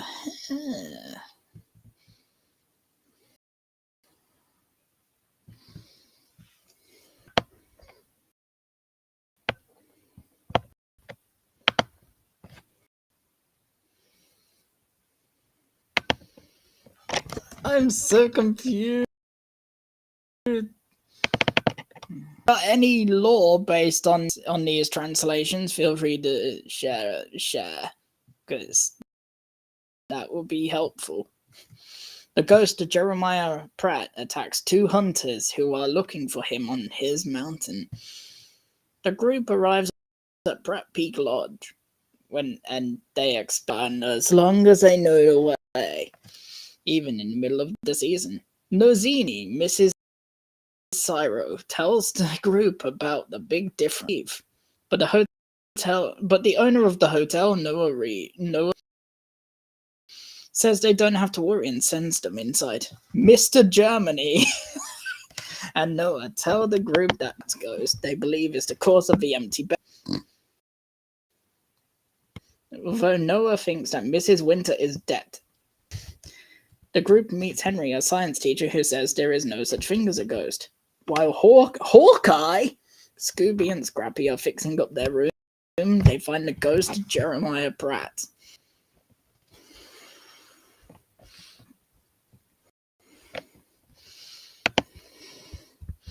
When Scooby, Gray, and Screaming runs up the mountain, they meet the ghost again, so they hide. Meanwhile, Fred and the girls find Jeremiah's old diary. Diary. The next page is about churches. Then they found gunpowder in the same cave, in the birch forest, and they are safe. Shaggy and Scooby, who were wearing shirts, the forest with soap.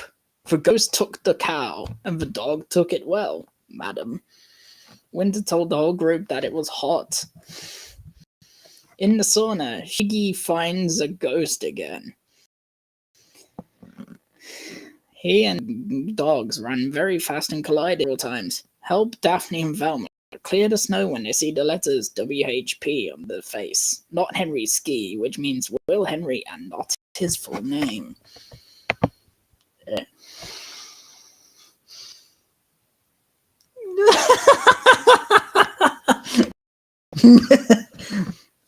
Oh, don't go inside Mr. Germany. At this night, the guard and Velma hear a gunshot and see Jeremiah Pratt's lost trail, but it was actually thick and dark. Then a spirit appeared and it started to rain. The party and the wedding party are responsible for the actual stone without covering it and falling from the stone. The ghost hit the rock. Fred discovers that WHP on the sky of Henry Pratt's world. No, it doesn't. Fred testified, the grandson of Jeremiah Pratt, who was in the back of the gold coin called the Eagle in the mire. He dressed as his grandfather's ghost to scare tourists, but he was looking for gold. He said the gold would be sent to the government. Aye, father. Scooby continue to use their parachutes to escape. That's a weird ending.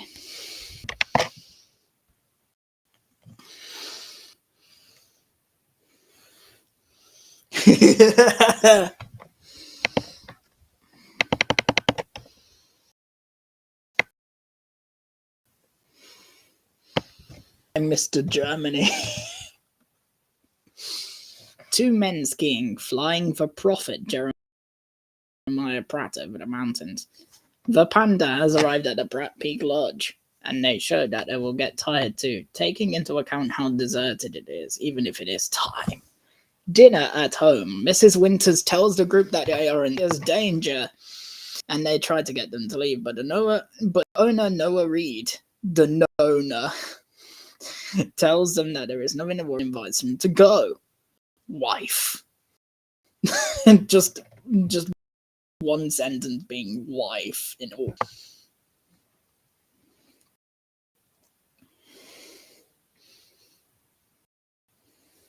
Yeah, pizza fan have being in a funny mood like this. So am I, really. We both technically have the same sort of humor. The gay and the masses that the Pandad are looking at Jeremy Pratt's show, believing that the issue is the empty room, even if no thinks Mrs. Winter is a superstition. When the groom read the SGI teacher who says nothing like ghosts. As Shaggy, Scooby, and Scrappy prepare their room, they find the ghost Jeremy Pratt. When Scooby, a hawk, and the lame rat for a while, they found again and hid in the cave. Fred and the girls track down Jeremiah. A value page talked about found dynamite in the same cave as Shaggy, Scooby, and Scrappy hid. The Shaggy Ghost.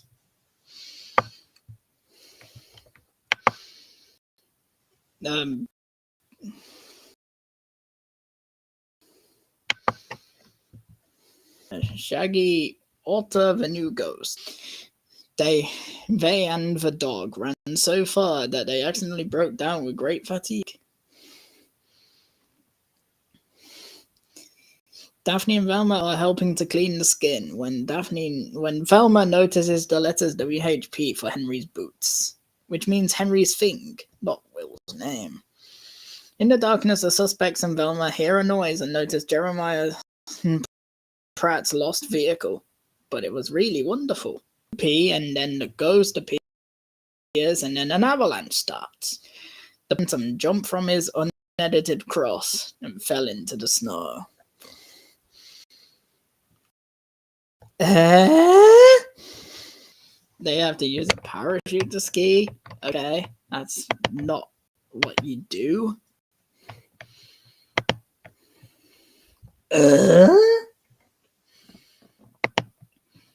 What other snow-based episodes are there? Ow! Maybe I shouldn't do that.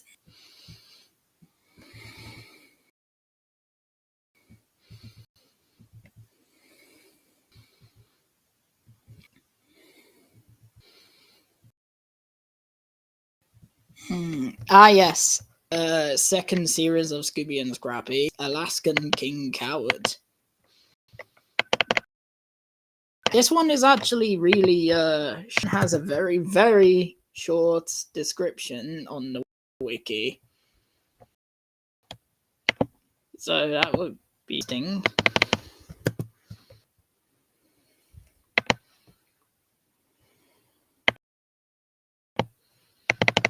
The villain monster. So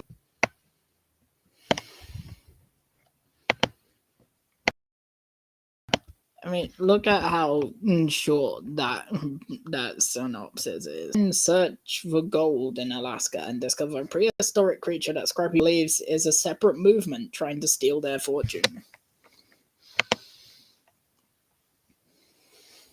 While digging for gold in Alaska, the boys discover a pretend jumper.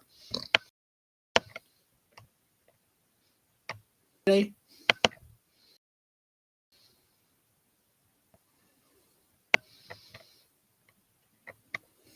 pretend runner. Is that what it is now, huh? Ah!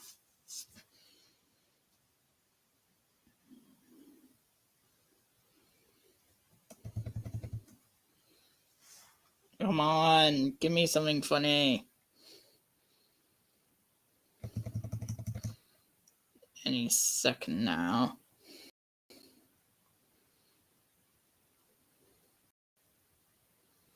The boys are looking for gold in Alaska. While searching, they come across an ancient creature that Scrappy thinks is trying to steal their treasure. A snail sweater. What?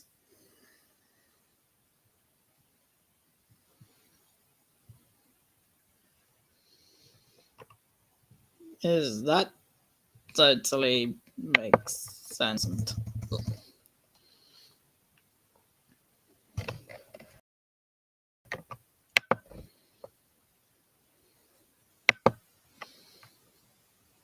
A claim sweater. Alright. I'll do one more of them. Of that. And then another episode. Oh, I want something funny, please.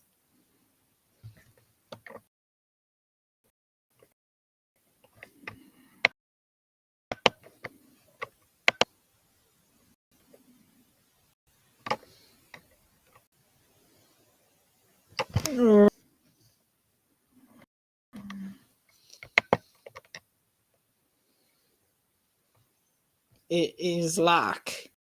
Okay. Now they're waiting for the gold. They're gonna probably die of starvation doing that in Alaska.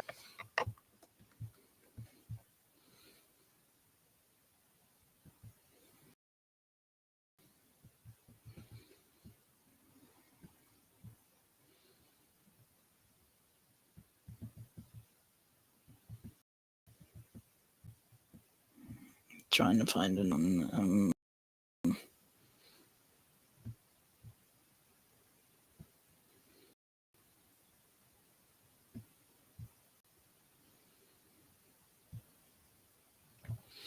Oh, I think I know another one. It was called Scooby's Swiss Miss or something.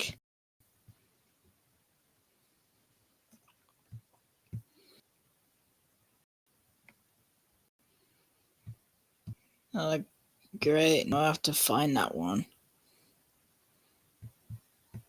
Found it.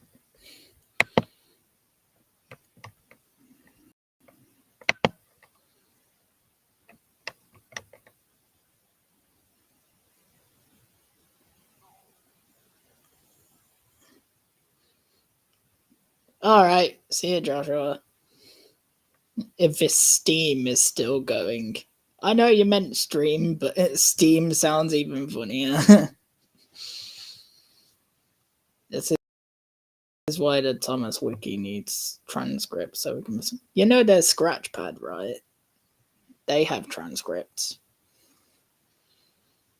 Well, some guy made nearly almost every classic episode with transcripts. Some of them got deleted for some reason. Scooby's Swiss Piss. Sounds like a potential Scooby-Doo YouTube poop, you know.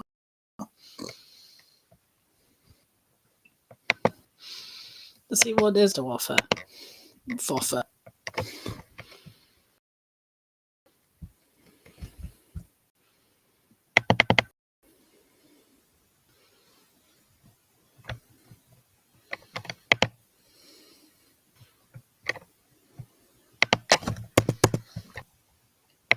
So yeah, you might think the original one is already weird.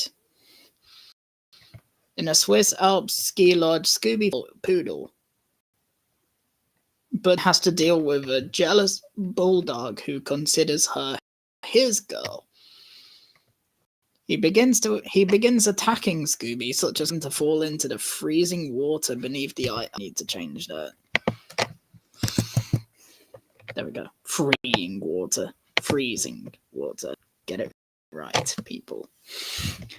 And then rolling a huge snowball, causing them to go down a very steep slope and obscuring a danger sign, causing Scooby to end up stuck over a gorge.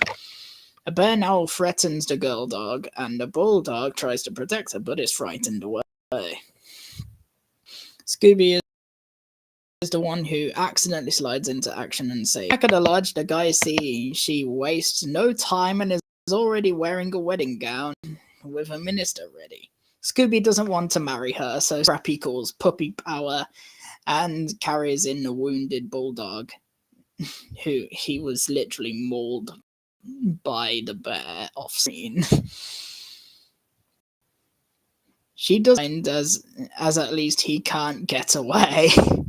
The guys then drive off in the mystery machine as Shaggy remarks on Scrappy's quick thinking, with Scooby laughing about it.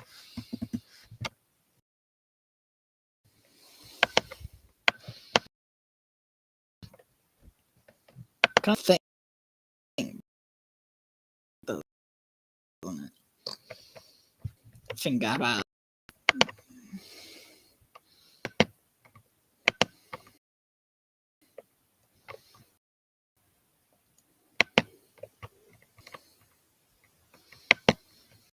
While skiing in Switzerland, Scooby dreams of having a poodle dog. Okay. But he meets an adorable bulldog who takes care of his baby. First, they catch the squid, pour water on it, then put in a large bed, turn it on its good side, and wash it. So they did the same. He did the same. Now the bear killed the woman's dog. The bulldog protected her. She's dead. But they survived. What? Scoop saw the danger and said, wrong show.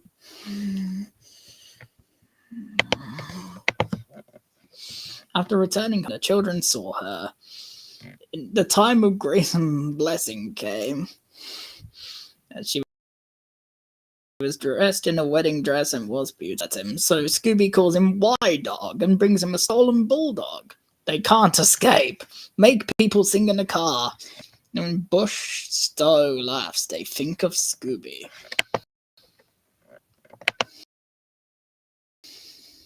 That was a lot to take in.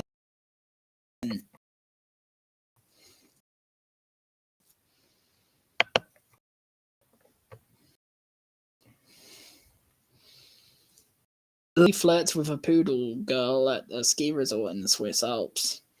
But he then has a jealous bulldog who thinks he's her boyfriend.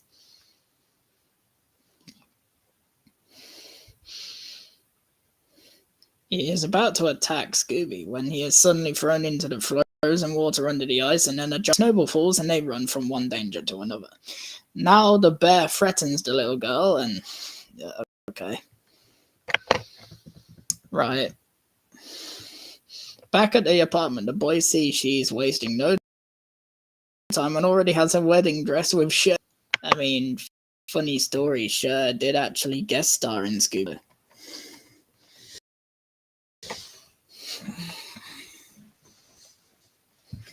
In it twice.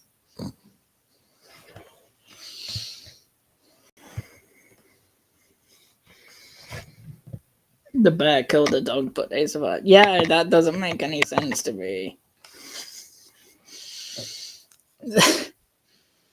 Scooby doesn't want to marry her, so Scrappy calls out to the great power, and the wounded bulldog marries her. It didn't matter because at least he couldn't run away. The kids then drive off in a mysterious car.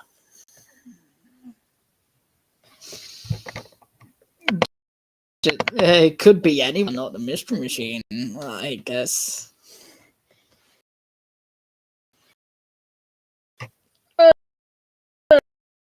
Hey, that's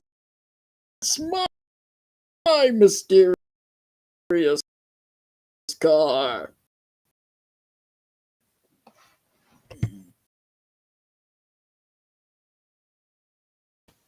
In the Alps. Flies with a chicken. But Musk's bullfriend, who has injured his daughter. Yep. He began his attack as he fell in the frozen water below. And a lot of ice entered a short and heavy ship. I just finished reading The bear threatens to go and the pit bull tries to protect her, but they are afraid. Scooby comes in and saves her. Inside the house, they urged him not to waste time preparing with the minister as they had been. Doesn't want to do this, so Scrappy uses his puppy powers and destroys the mirror to do it. They didn't think he couldn't cut it though. Everyone gets back in the car because Shaggy is fast and T is Scooby-Doo.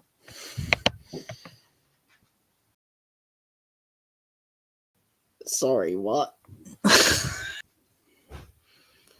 Yes, that makes no sense. Let's do 20. I just want to see how crazy it will get.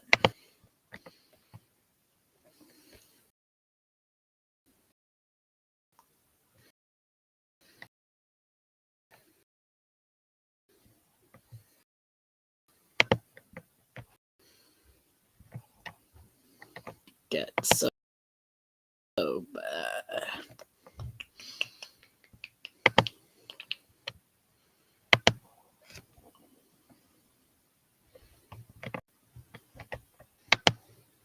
At the Swiss Alps, Scooby meets a girl with a butt, but has to escape from a jealous cow. Sounds like my neighbor. Scooby began to attack and went down. Heavy body. The body moved to the right. Scooby went up. Now the dog is trying to save him from the dog ring, but he is scared. Scooby can save and help Usta.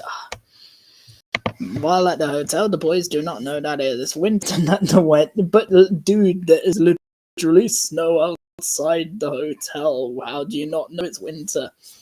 You're in the Swiss Alps.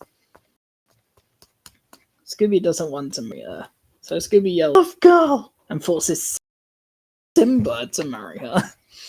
You want to keep things simple. It's a great machine that's easy to use, affordable, and the Scooby will make you smile. Great, so Simba's canon in Scooby-Doo now. I mean, that's only the name of a lion in the Ghost Clown episode.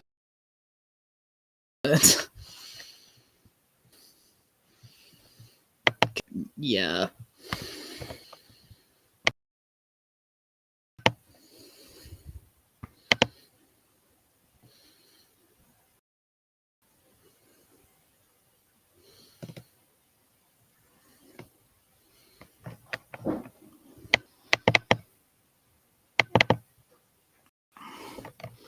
Okay, the next snow-based one is called Snow Bob Too Small.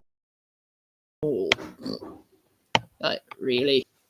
What kind of a name is that?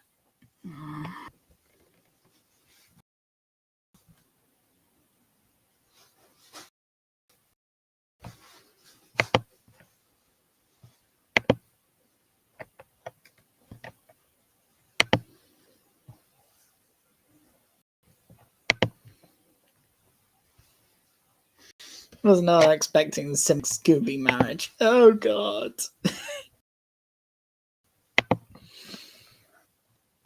Yeah, that's actually really terrifying, honestly, when you went. Yes, that's actually disturbing. Okay, here's Snow Job Too Small. And because it's short, I might add the episode title. This is from the 80s. I think it's 1983 when this episode aired.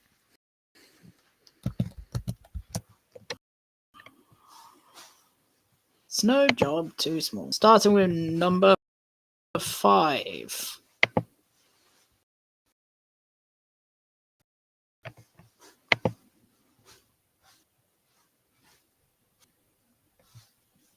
It's no operation. A man has a job to find the ugly Will in Uncle Cosgrove's wooden cabin so he can get his inheritance. But I had to stay the night before and find out they said I wanted to study well. Where's the abominable snowman? And who's Wilbur?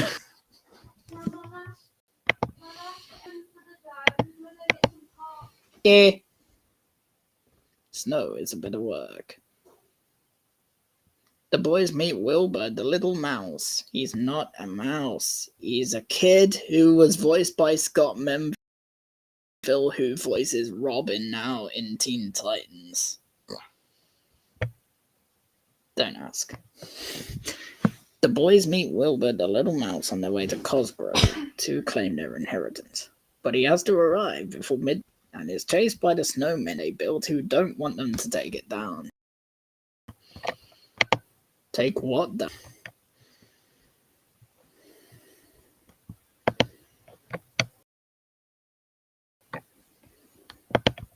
Their pants.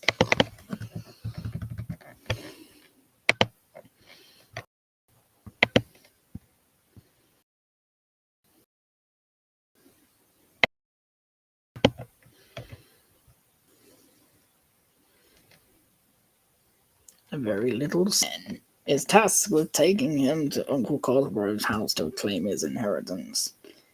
But he must arrive before midnight, and they are soon chased by an obnoxious snowman who doesn't want them to come.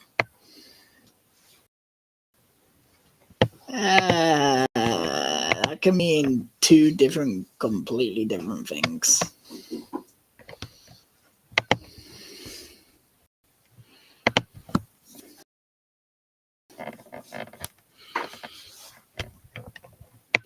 Maybe it took snow job as something else. Snowman. The men are tasked with taking the corrupt young Wilbur to Uncle Cosgrove's house to collect his inheritance. But you have to be there before. So rules include what they don't want. What?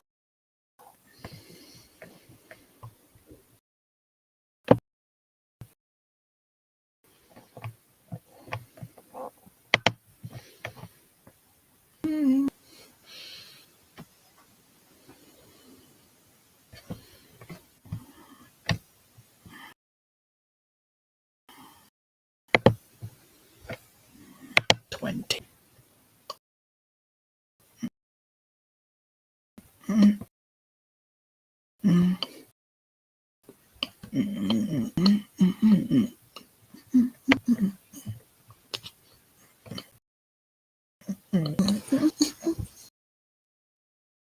Any snow, which is false. They took little Wilbur to Uncle Grove's church to receive his inheritance. About midnight, and there was too much snow to touch. What?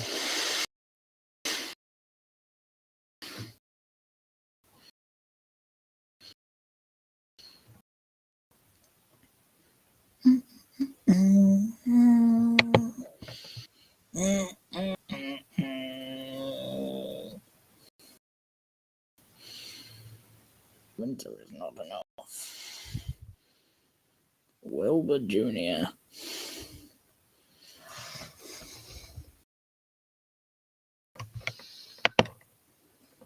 How does a kid end up having a kid who is a junior? Okay. Here's my kid, Wilbur Jr. He's still a fetus. He'll be fine in about 9 months.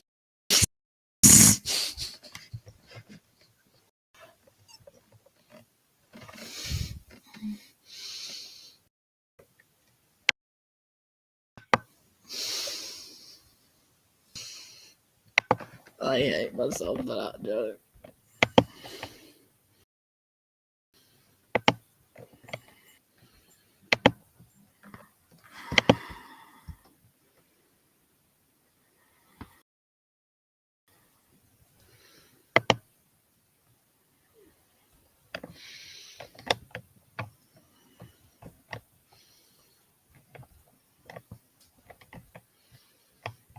Okay, what's the next one?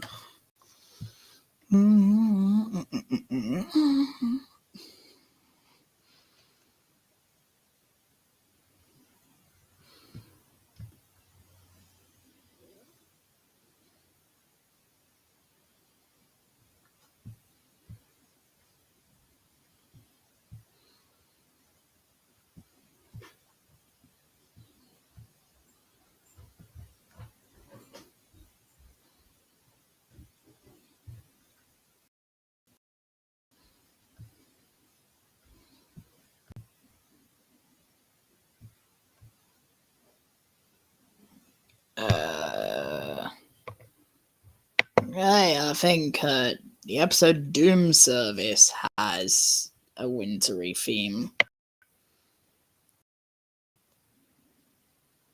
Most of Ebenezer overview.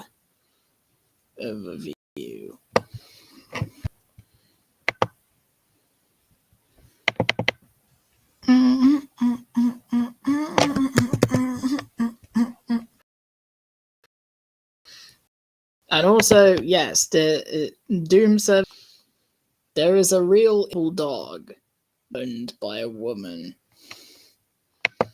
in that episode, which is a little bit strange, but and ironically, the woman's name is Mrs. Van Loon.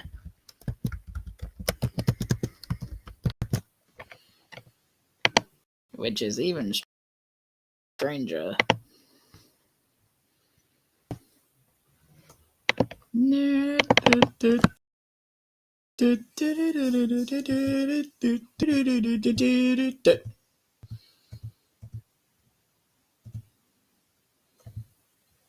Provides.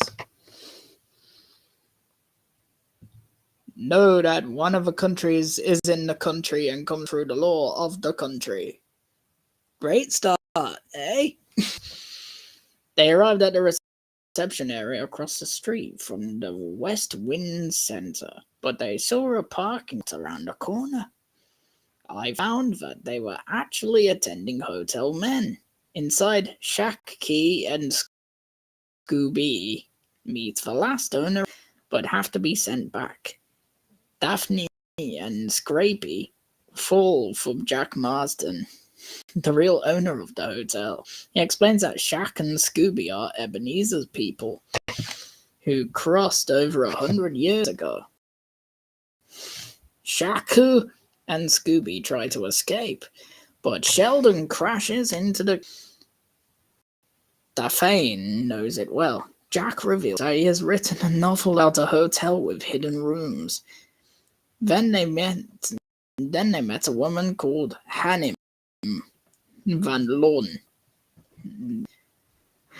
Her real Max. Jack said that Mrs. Van Loon knew the mountains well. Jack left an office in a stable, put a goat and a dog in the kitchen, allowed to work as a servant who gave time to check this place. When a man has a corner, Van Loon enters with the Max, giving him half. Scooby gives Max half, but Max eats them all, and they are... Scrappy said that the man in the 6th room on the 7th floor, he wanted us very quickly. Scooby connects the numbers and finds the gold. Goes for the 7th room and runs. Daphne heard his screams for help and alerted the others on Scooby's phone. Scooby-Doo has a phone?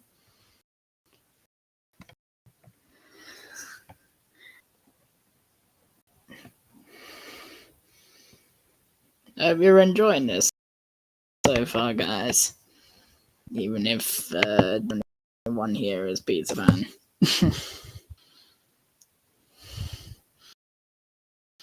Back in the 7th room where wrong! Scooby says that everyone has seen the rocks. Sheldon offers to hold the table to try and communicate with Raha Ebenezer, to which Jack accepts. The horse has run away and found it on the mountain, but Scooby is glad to see the secret on the mountain. Scrapey found a note called Secret, reminiscent of a petite called Room of Secret. This time, it's unclear that it will not go. Someone is dead. Think true, but Daphne wants to check. The hung. Shaggy and Scooby try to walk, but it can't be fun.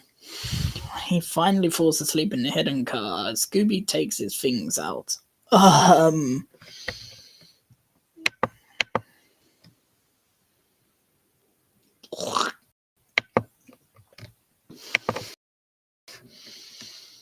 Reappears.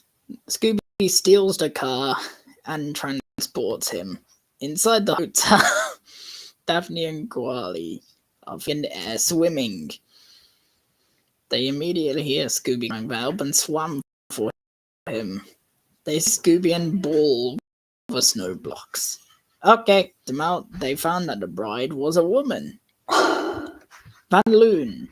Daphne knows that the books are not released to the school guards when it happened. The committee learned that it had found the secret entrance to the new air center.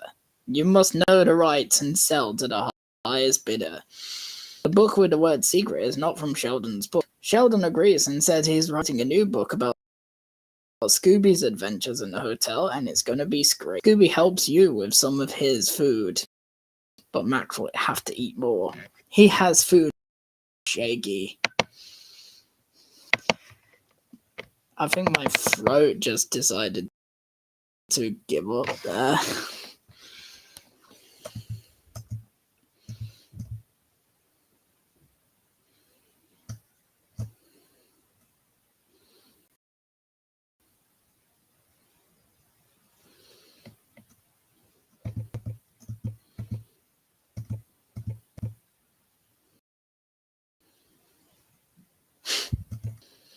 The gang goes to a review hotel to solve the mystery there. I rule the place. Western Army crossed away following their advance, but the road to investigation is muscular. They plan to disguise themselves as builders and enter a hotel to help. They meet the owner.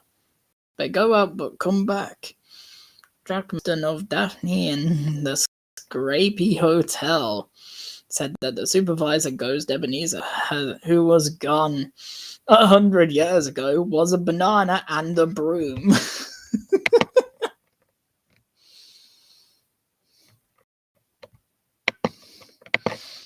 I can look close and enter, but into Selden. Daphne identified herself as a well-known horror author and heat adjustment. Is that a sex joke? That's a sex joke. Jack explains in the new book about the hotel called Valuable Room. Also, a woman named Miss... You have an invisible dog named Max. And Jack says Mrs. Van Loon knows his... Jack has put the gang at work in the hotel, sent a men in charge of the kitchen and the dogs, and Daphne works on the chapel of the disappearance. Management news, Mrs. Vayton to Van Loon and asks for Max. Scooby gives Max half of it, but Max eats all the leave. God, I the end of that sentence. Then they both leave. Oh my god.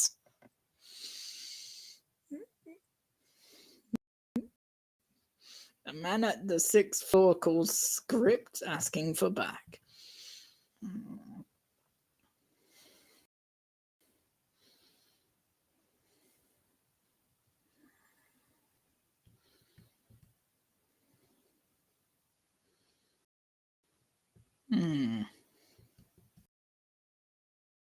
Jan Power.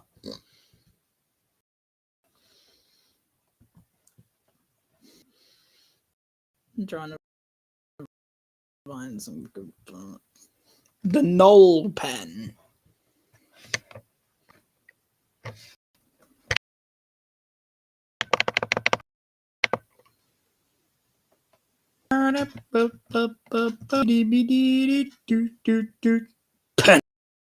Penalty. The Global Hotel.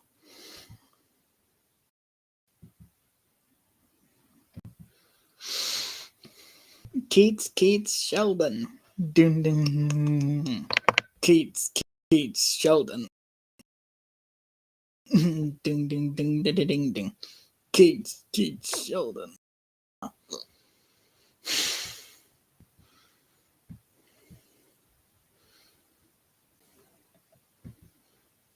Hoagies.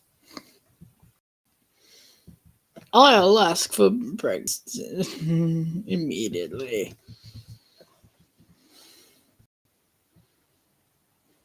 Yeah, communicate with Ebenezer's tooth. How can you talk about?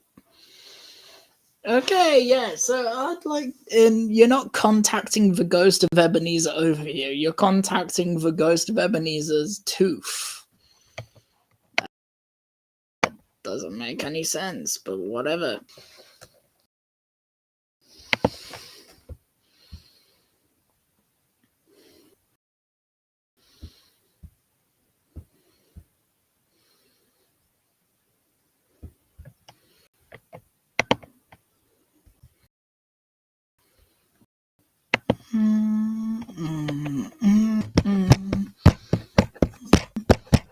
Pressure pushing down on me. I knew. The Night of the Living Toys.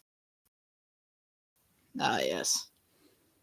A winter episode with an evil elf king. I remember that episode so well.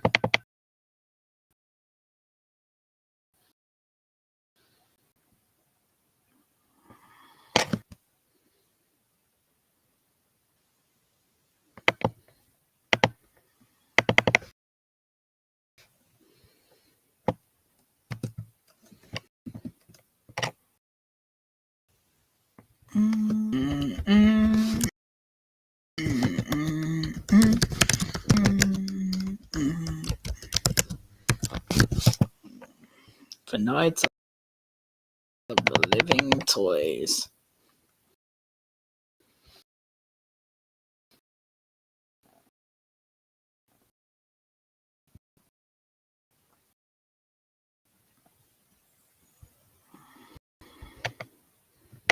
Horror-like movie based on that. I just know it. Five Toys Night. The gang heads towards the Forest Toy Store. Scrappy is eagerly awaiting his purchases and is already making a long list.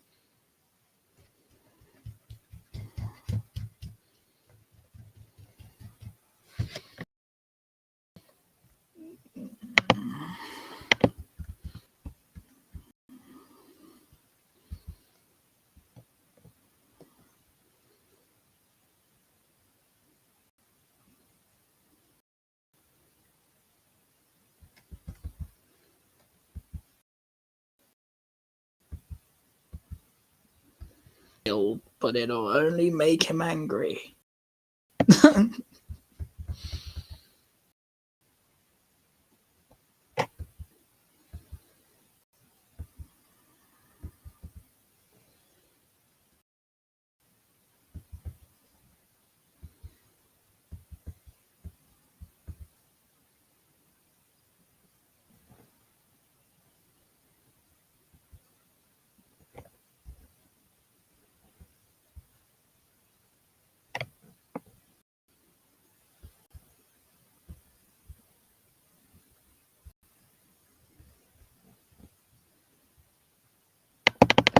What would Scooby want with a box of baby toys?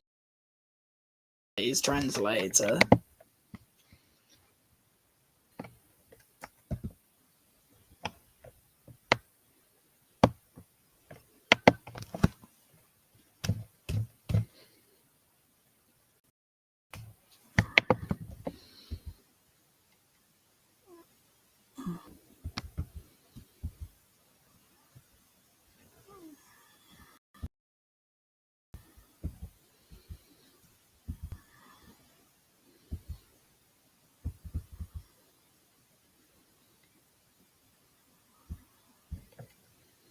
The elf baby was born.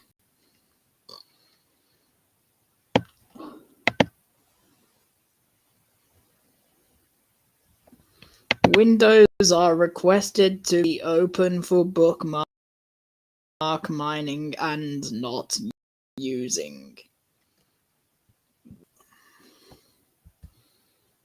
Commander Robot.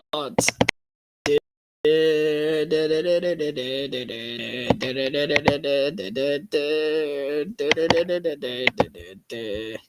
don't know why I just came up with a random made up song there.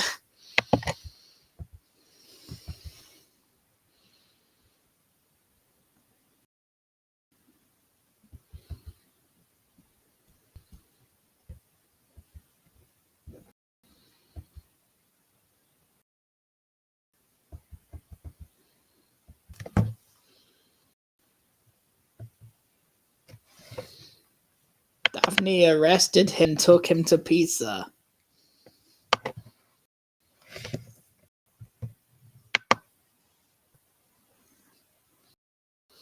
Yeah, you're under arrest. Take these and I'll take you to the Leaning Tower of Pisa. Mm.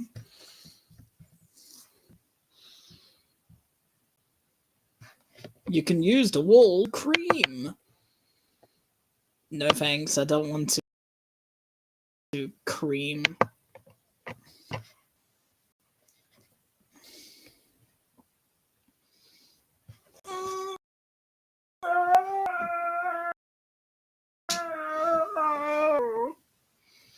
South Pole Vault. Another episode that I kind of like. It has a mad sea lion. Well, a sea lion that apparently went mad and is now haunting the pole. That makes so much sense. Da, da, da, da, da, da, da, da, da. Commander Robot. Da, da, da, da, da, da, da, da, da. Robot.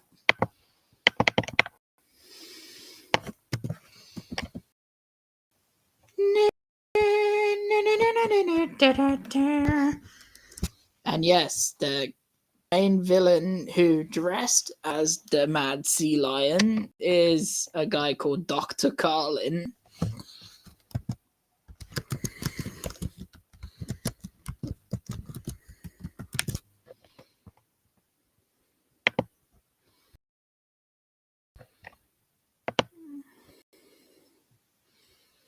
Not to be mistaken.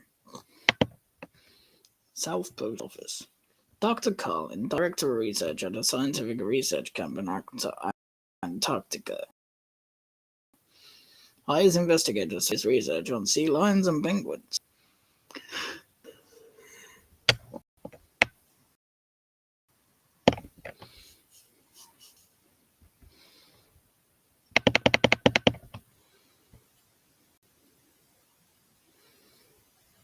The Sudpolstrasse.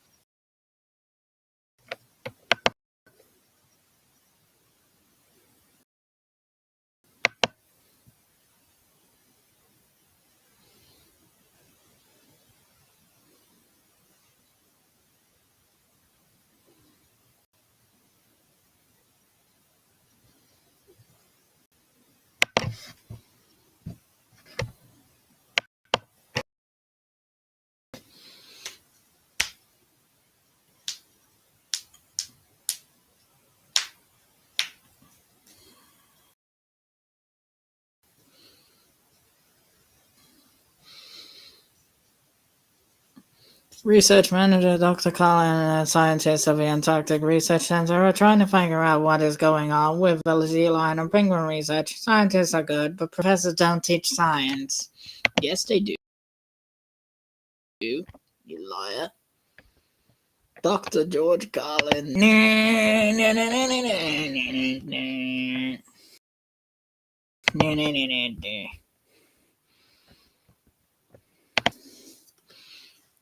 I want the bunny. I want the bunny.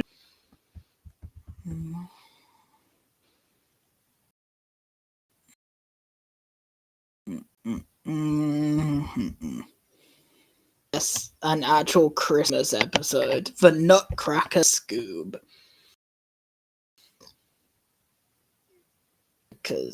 Because yes.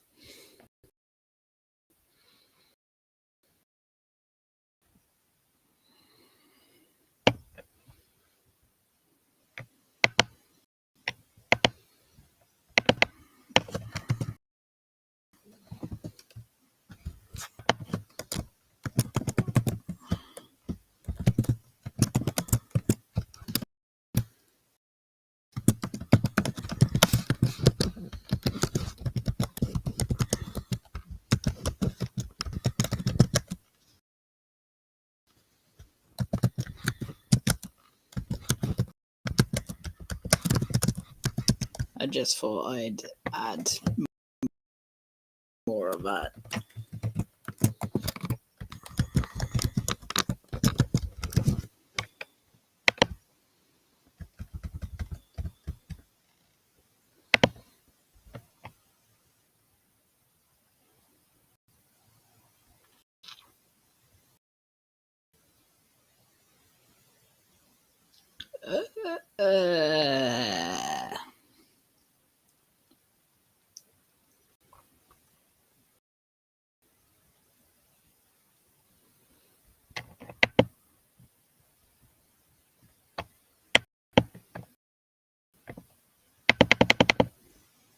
Cool and worthless? Wow.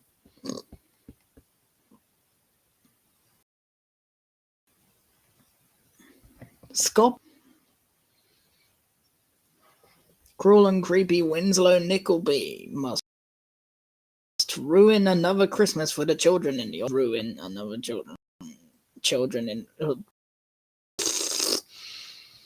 this class is meant to what? The Christmas spirit also never appears and wants a star on the tree.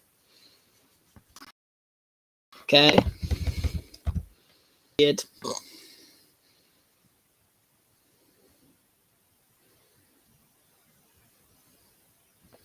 What? Cruel and ruthless. Winslow is determined to give the children of Nickleby Orphanage another peaceful Christmas. Cruel, exactly. That sounds like a nice thing to do.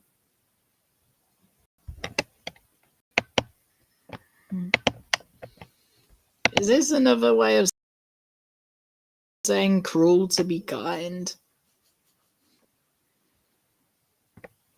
A bucket of nuts. Winslow Nickleby's piggies and piggies ruin another Christmas for the orphanage. A terrorist wants to warn you.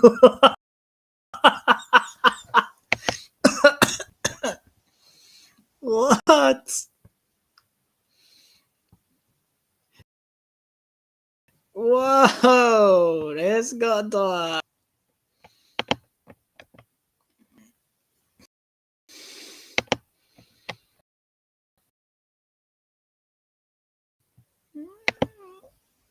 This is so much fun with more people to react to this stupid stuff. I'm having a whale.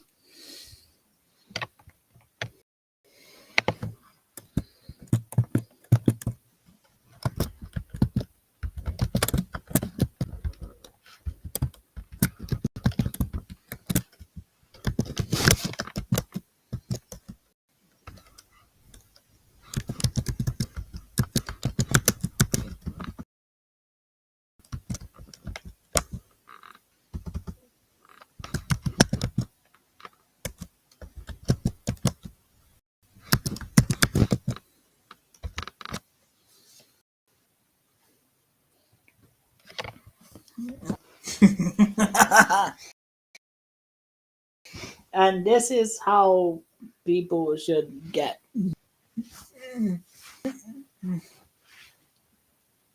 I just started. I don't know why. I've only just started to add law to the chat.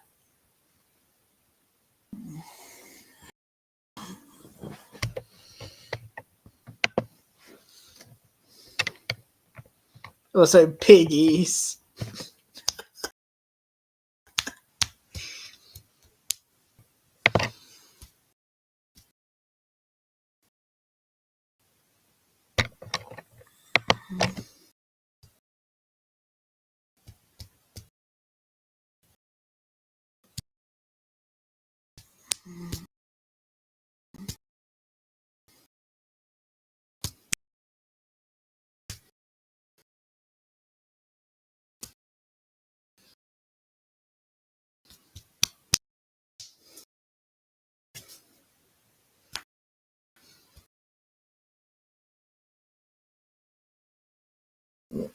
What?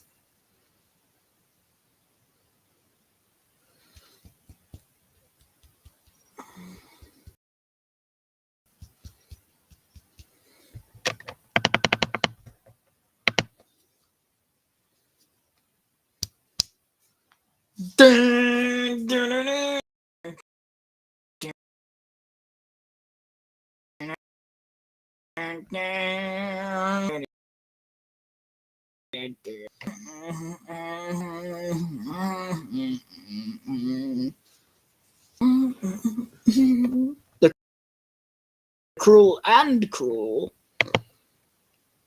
is difference or something.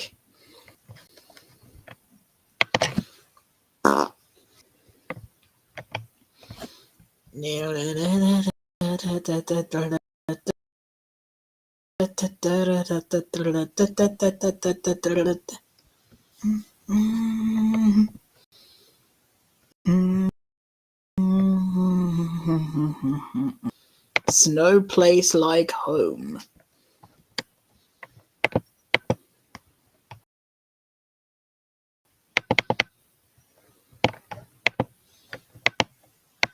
Yeah, that's a very weeby episode. Snow place like home. I didn't realize Scooby and Tom had like an episode with the same title. I didn't realize.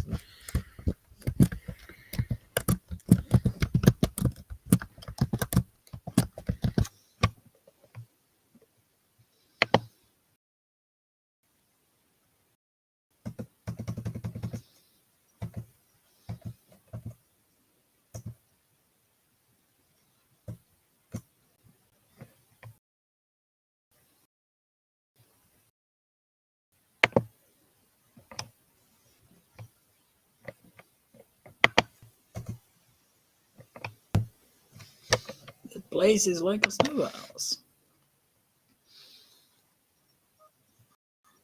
The group decide to rest at Snow Mountain Lodge. When they reach there, they met Mr. I learned about the ordeal from Mr. Patterson. Is a man who wants to buy real estate and build a store on it. That's a long name.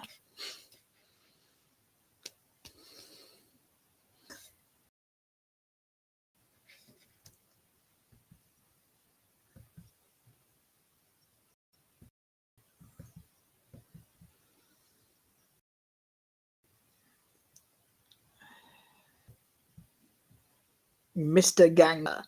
Meet the Forester.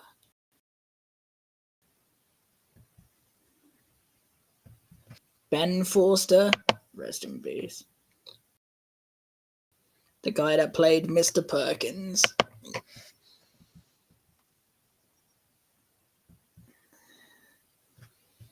When they entered my house, they met half of Mr. One.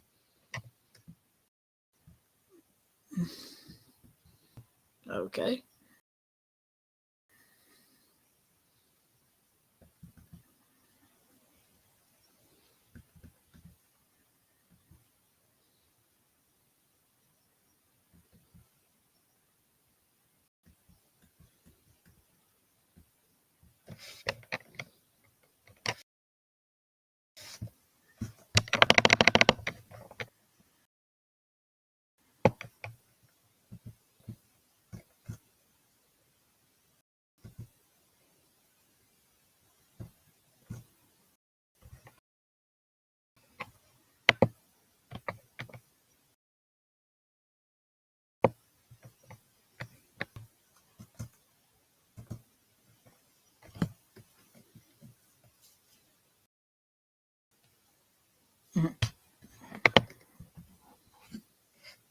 Ice cream appears in Shaggy and Scooby's bed and chases them to hell.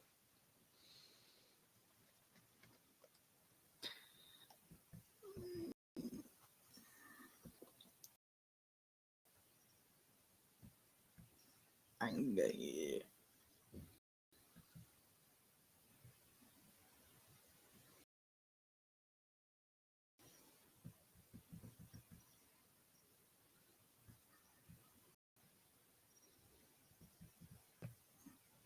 Ice cream has only one person. Little Red Riding Hood.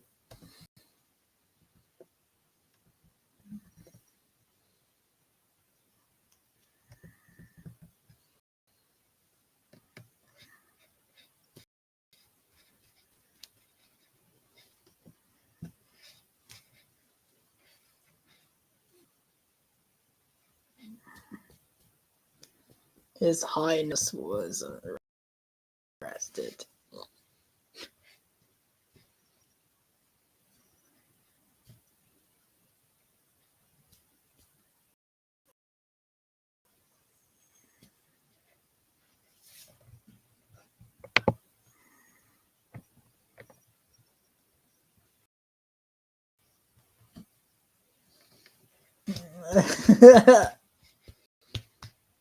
He's making a list and checking it twice. You better not have been naughty, or there will be always coming tonight. It sounded odd, but hilarious at the same time.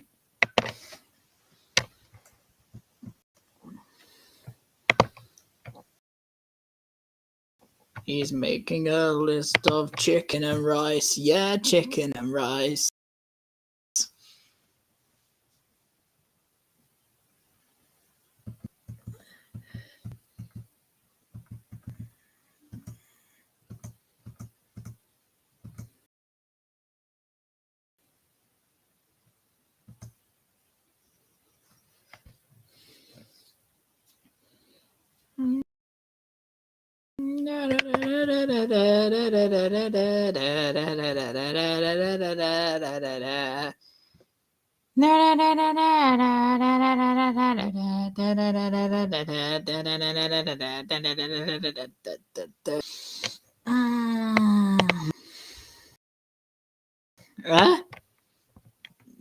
When Peterson came out, a tornado had hit him and he was put in a refrigerator.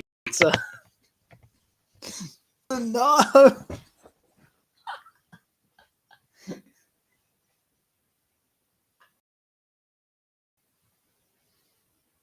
No, not the Hello Neighbor character.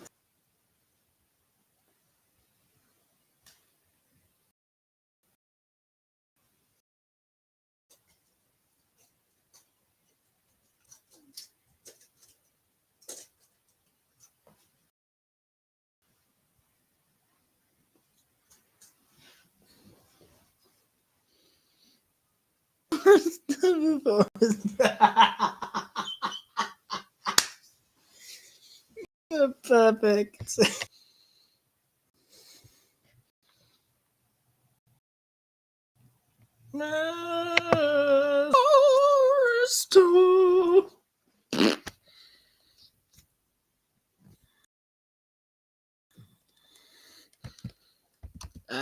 Now I'm gonna actually do every episode. Well,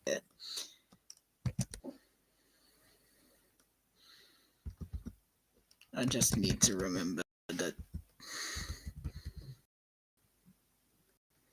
Oh, right, Mother's back from shopping. Uh-oh.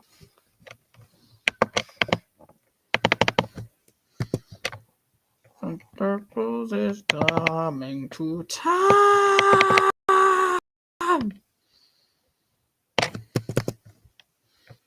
Santa Claus is not. He put his corpse in the fridge. Yeah, looks like it, yes.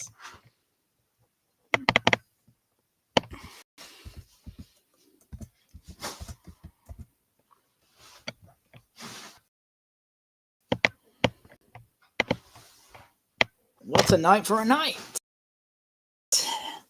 is the first episode that started Scooby-Doo. It's a night for Nate. The Dark Knight. Home from a cinema in a darkened truck at night. And dark at night. Happens in an abandoned truck. Taken them to the museum. The team discovers that the Dark Knight's dark moon has arrived. So they decided gate.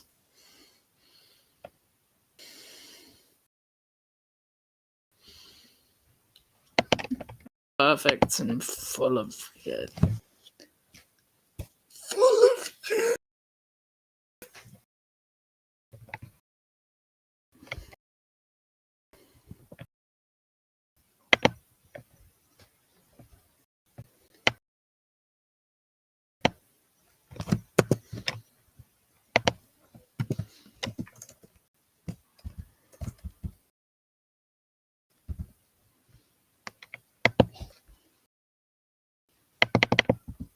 Don't know why that came.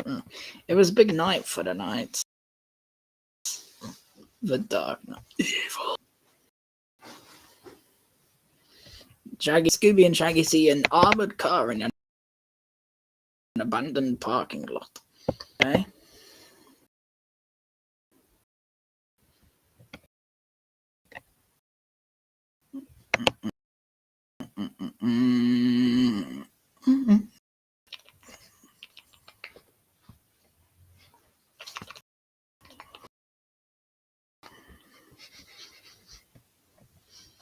What a white.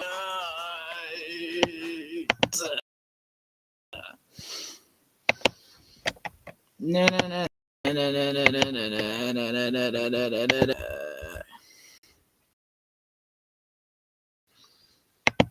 Dex.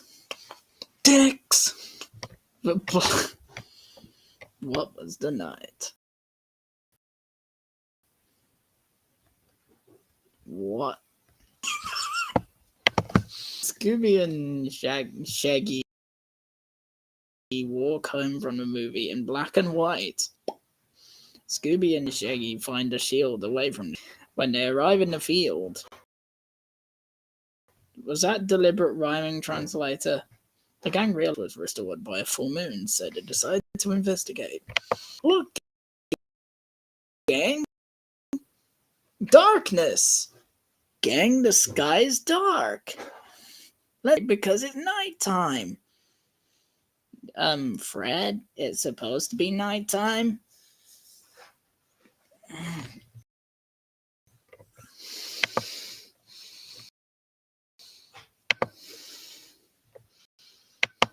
You're just dumb. I know. Hey! First, black knowledge. What a night, place.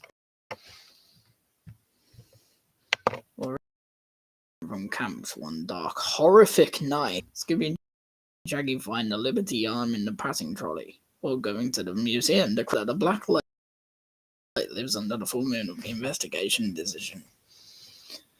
Sorry, what does that even mean?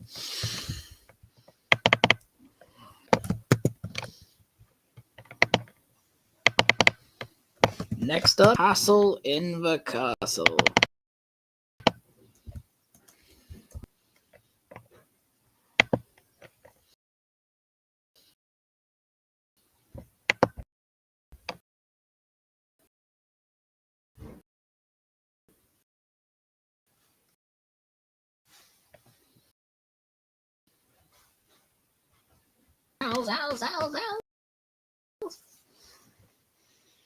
How lovely. One dark, horrific night. Trouble at the castle. Ghost. In the Phantom, just a regular ghost now. One night, the group's boat had an accident and was stranded on a remote island. As the group explored Vasquez's island and castle, they discover it unpopular with tourists. Oh, really?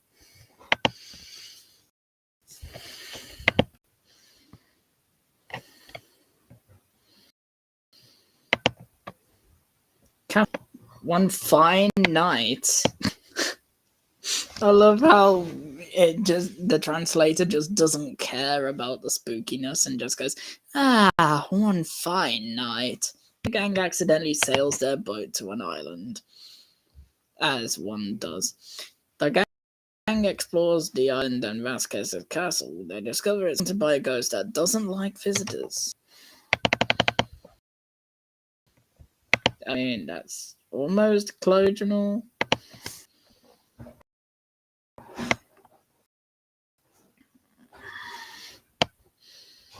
Table. In the fog, the group accidentally runs their boat onto a deserted island. When the gangs, not just multiple gangs, explore the island and Vasquez, they discover that it's frequented by tourists. Sorry, frequented? I thought it was abandoned.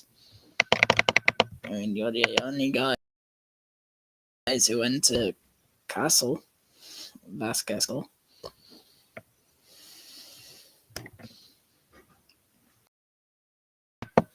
don't go for this shit. Trouble in the temple. Willa. Nightmare. One foggy night, the group accidentally wakes up. How do you accidentally wake up?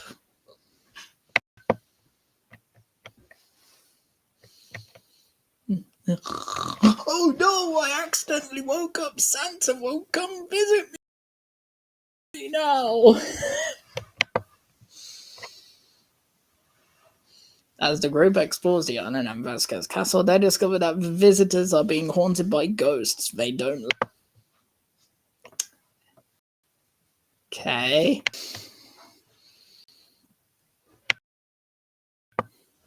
Okay, I like how castle hasn't changed at all.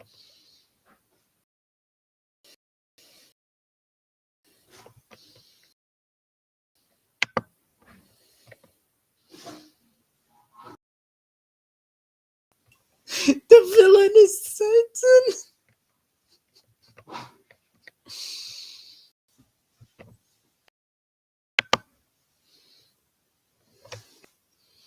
They accidentally woke up, but they accidentally woke up the ship.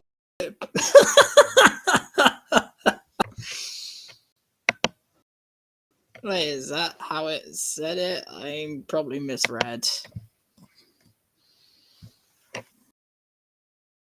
A clue for Scooby-Doo is the next episode.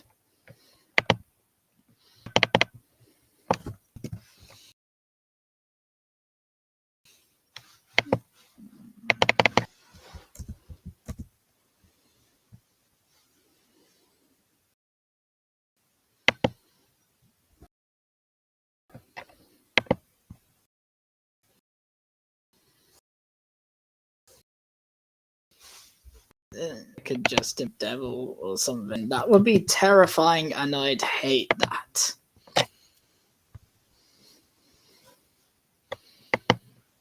The Scooby-Doo Road.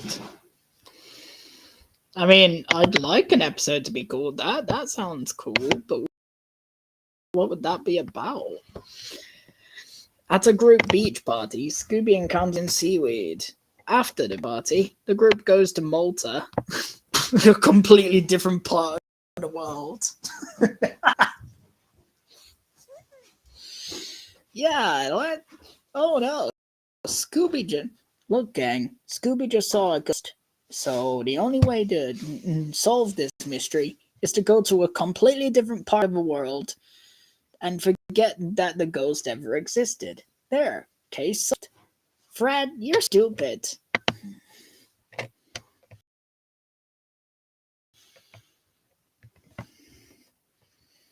I've noticed. You get Santa. I feel like that was on purpose. And meets the spirit that sank the ship in Scooby Saw.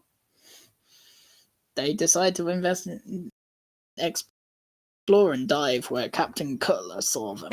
It's in the wind.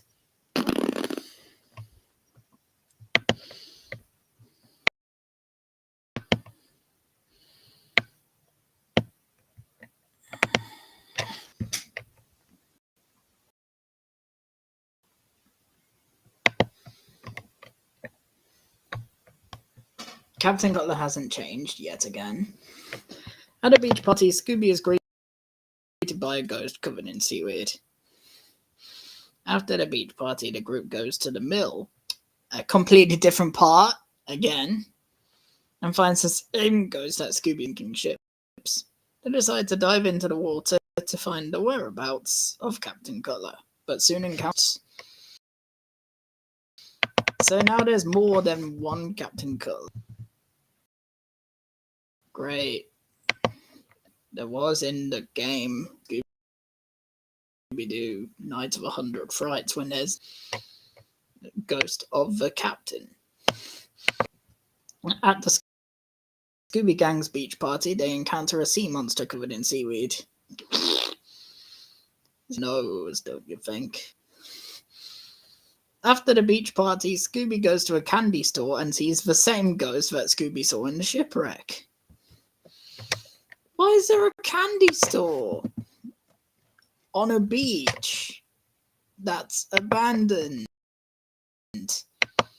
Had a beach party on for no reason.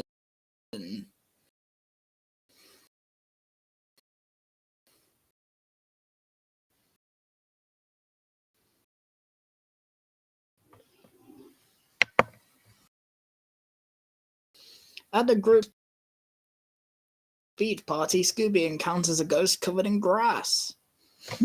Touch grass. Holy shit! I touch grass.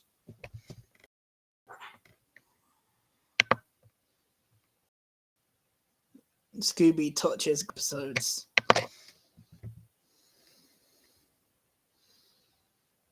Why are they going to a brewery now?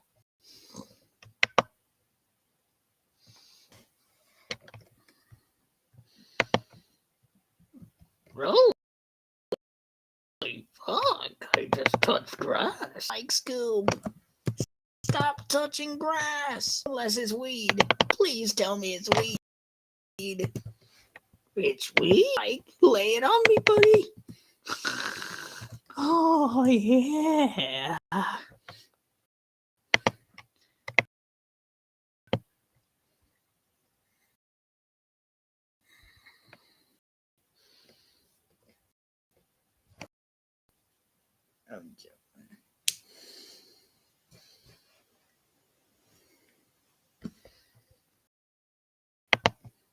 My own money.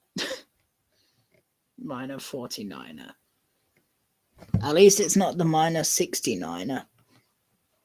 That would be a completely different ghost.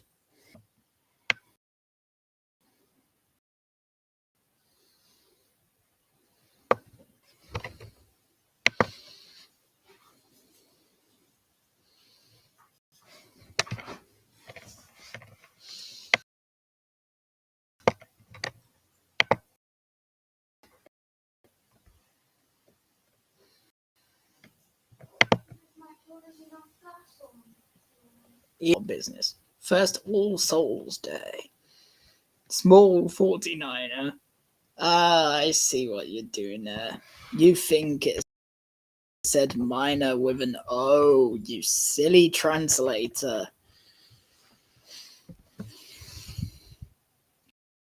Shaggy continues reading and finds a group of people through town.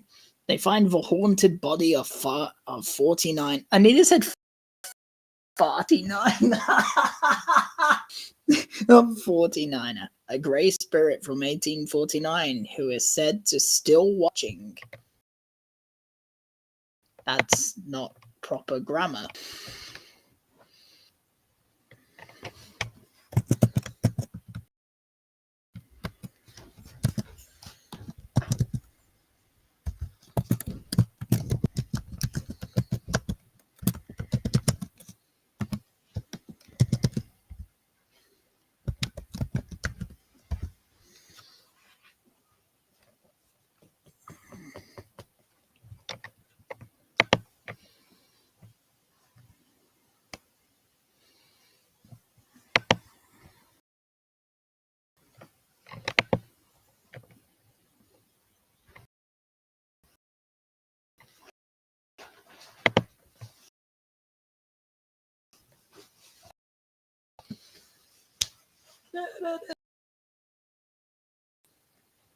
Research your 49er is small. Yes, thank you. Already know that, apparently. I mean, the minor 49er is a small old man wearing to make himself look taller, so. Yeah, he thought about Jing Jen all night after reading the map of the settlement. I discovered that the town is deserted and a mysterious ghost from 1849, minor 49er, is digging for gold from the mines. Welcome back. Welcome back.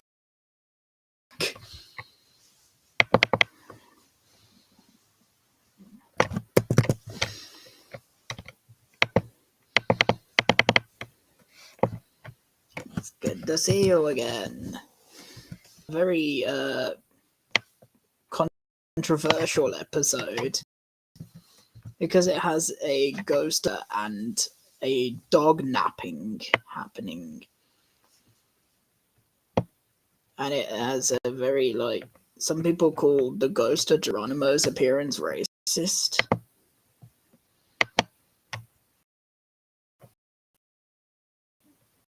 For some reason.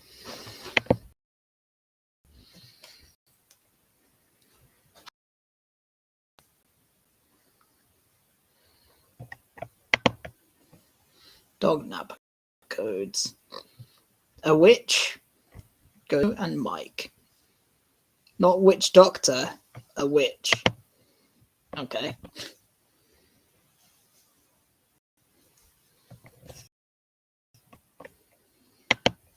He watches the dogs run.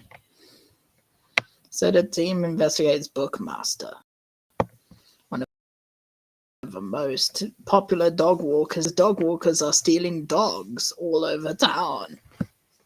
And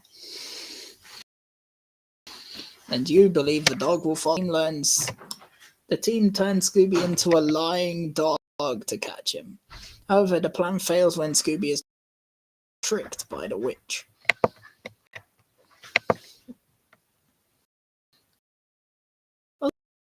Also, just to question something, what? Just Mike,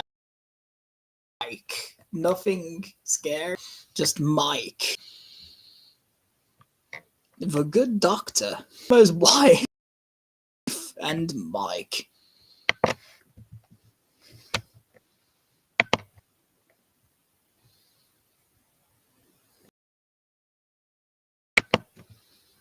Scooby Rippy. He believed that all dogs in his village had been killed, and his dogs would follow suit. The doctor was about to sing the Scooby song. Scooby-Dooby-Doo are you? But his plans went awry when the doctor rejected the Scooby. Scooby-Dooby-Doo, I'm rejecting you. Even though I'm in the wrong franchise.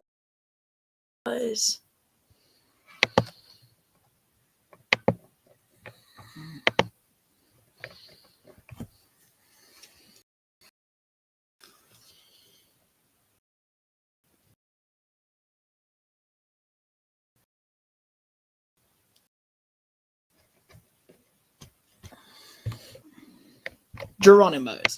Hi, welcome to Geronimo's. What would you like to order? Pain? Suffering? My horse? Scooby discovers the owner of a dog, so the team investigates Lord Mabuzi, one of the most famous dog owners in town. He let the dog run around to follow. The gang sets a dog trap for Scooby to catch him. What? But the plan goes wrong when Scooby is summoned by a witch. You are a dog. Goodbye. What?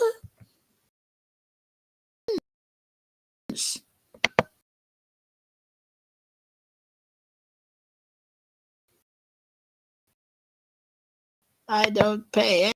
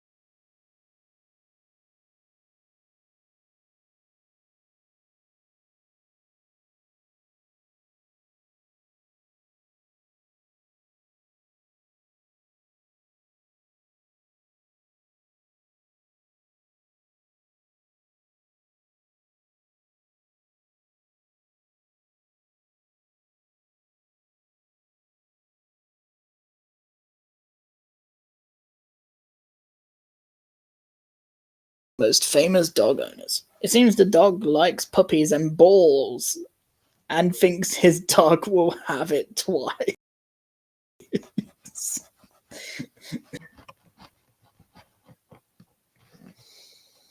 I don't like the sound of that.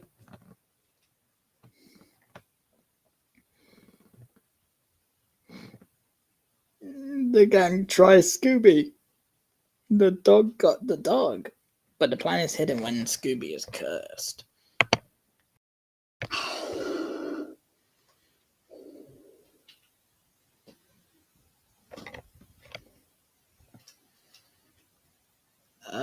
Yeah, for some my screen kept like going black on my end. So I was so worried then. I thought the stream ended itself, and now I'm glad it didn't.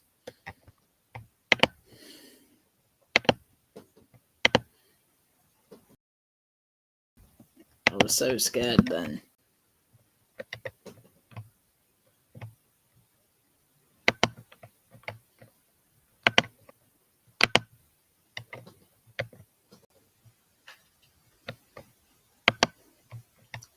Yeah. The dog likes puppies and balls and thinks his dog will have it twice. Boom, boom. Boom, boom.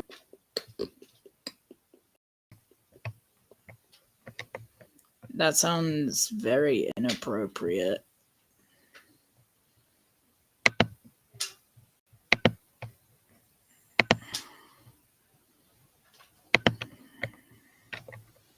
Alright, next episode, my friends.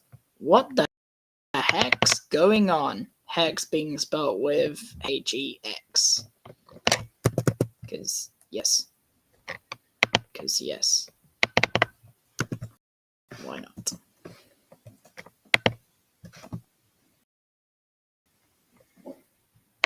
Sick.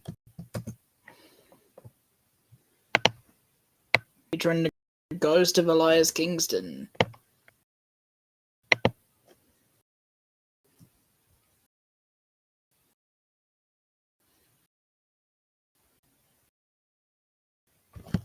And so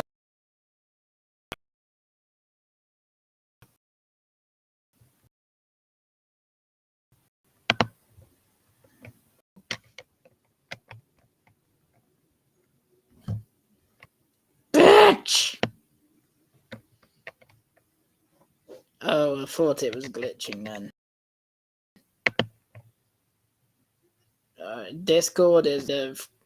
Discord keeps on glitching. I hate when that happens, and I hate when that happens. What happened to Hex? Don't change the H to an S, please. The ghost of Elijah Kingston. Bull.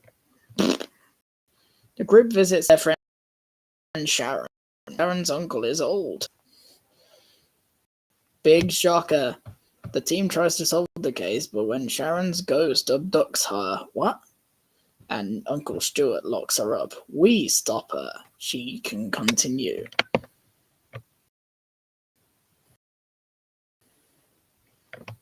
Eh?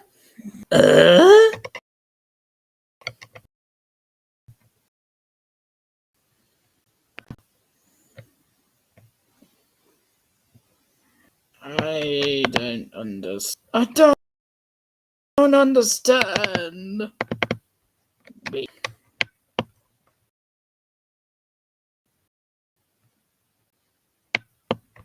I don't understand.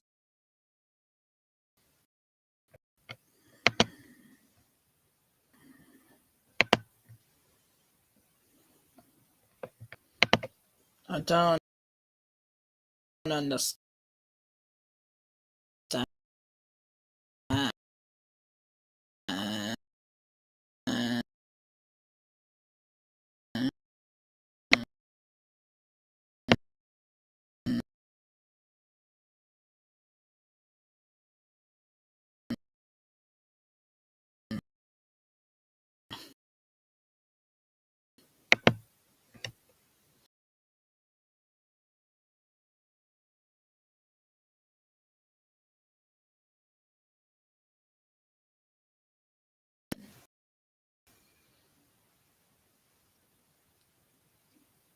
Because I've been meaning to do like some more Michael Angelis sounding voices.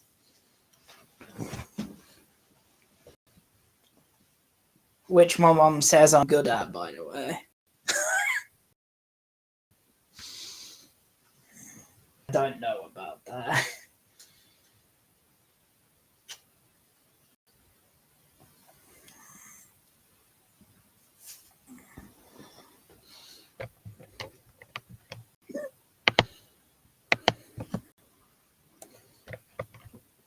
That would mean I need to change the title of the stream to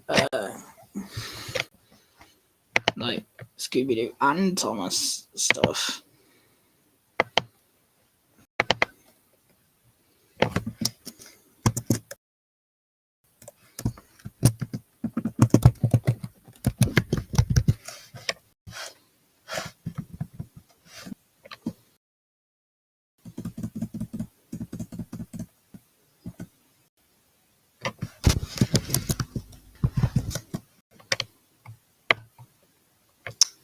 All right, on to any idea of what episode you guys want me to do? What Thomas episode transcript shall I?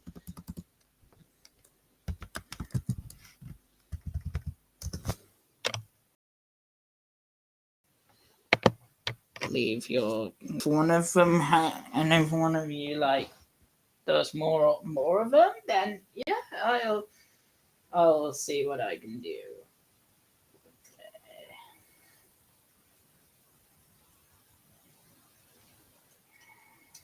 I don't know what I just said. I'm all jumbled up today. Any ideas, people? Any ideas?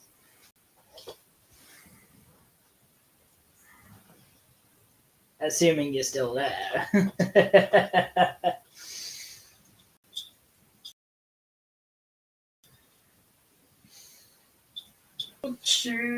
My nutsies. My nutsies. Why am I holding my Ertl train Lord Harry? Ow.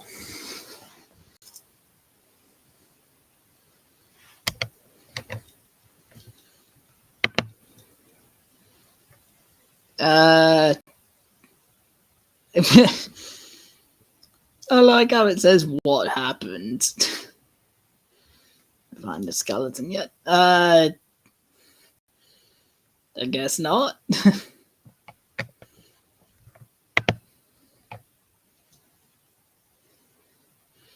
So yeah, any ideas of what Thomas episode transcript you guys want me to translate badly? Because this will be a Scooby and Thomas stream. If anyone has any ideas for an episode. Joshua, Pizza Fan, any ideas?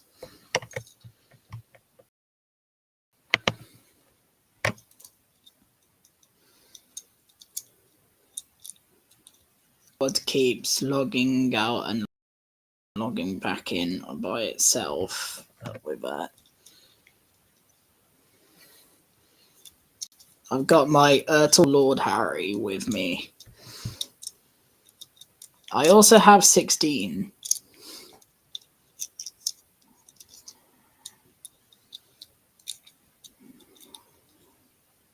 Like, I got those two recently from a guy on eBay who actually sells old Thomas Ertl trains. And yeah, he has kept them in their packaging for all those years since they first came out, and they're all perfectly preserved in the packaging since the 90s.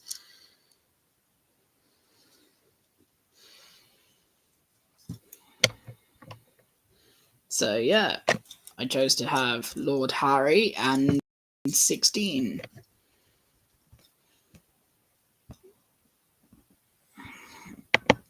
So, like I said, any Thomas episode you want me to translate, or I don't mind. I don't mind. Uncle Stuart dies and other Thomas the Tank Engine stories. It could be anything from like season 1 all the way to season 11 or season 12, assuming that seasons. No, it looks like all of season been deleted now of the scratch pad.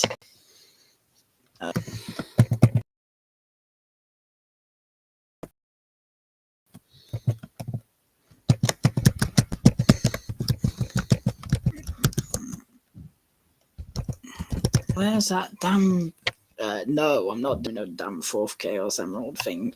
Oh wait, I just said it.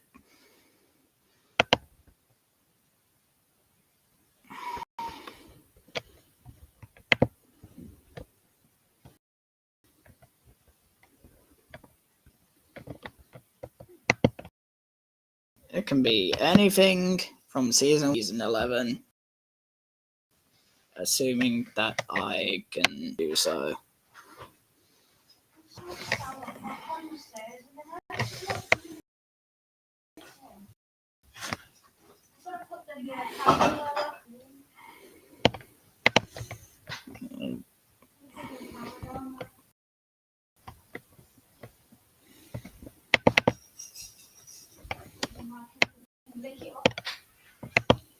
Mum, behave yourself, Mum.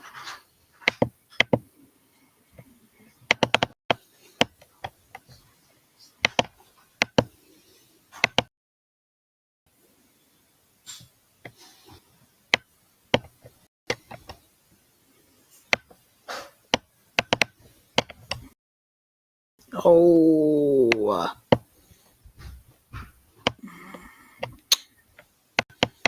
Sorry about that. I'm just struggling to, oh. I think I got it.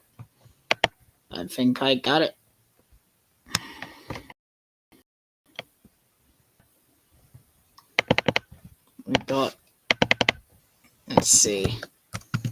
Did this translate? Oh, looks like it's, the, whatever. This is Thomas and the Tuba. That, okay, I managed to find a full, like, a transcript of this. So, everyone ready? Because I sure as hell am. Thomas, Tuba.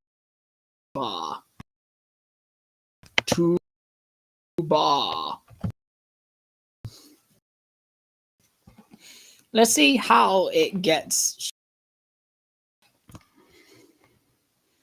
Thomas, it was a beautiful morning on the island of Sodor, and it's Lady Hat's birthday. Have a special time. There's candy, balloons, and even rides. But the most interesting of all is the bronze. He came from the mainland to dance at the party. Fat people go to Tidmouth Sheds. Thomas, you take the copper. Thank you, sir, said Thomas. James and Gordon are worried. They want to receive the bronze themselves. Thomas is at the island, and to Knapford Station. The brass soldiers went up Thomas and fled.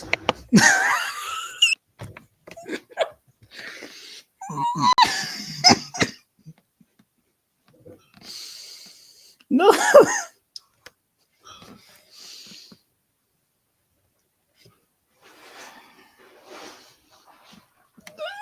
No.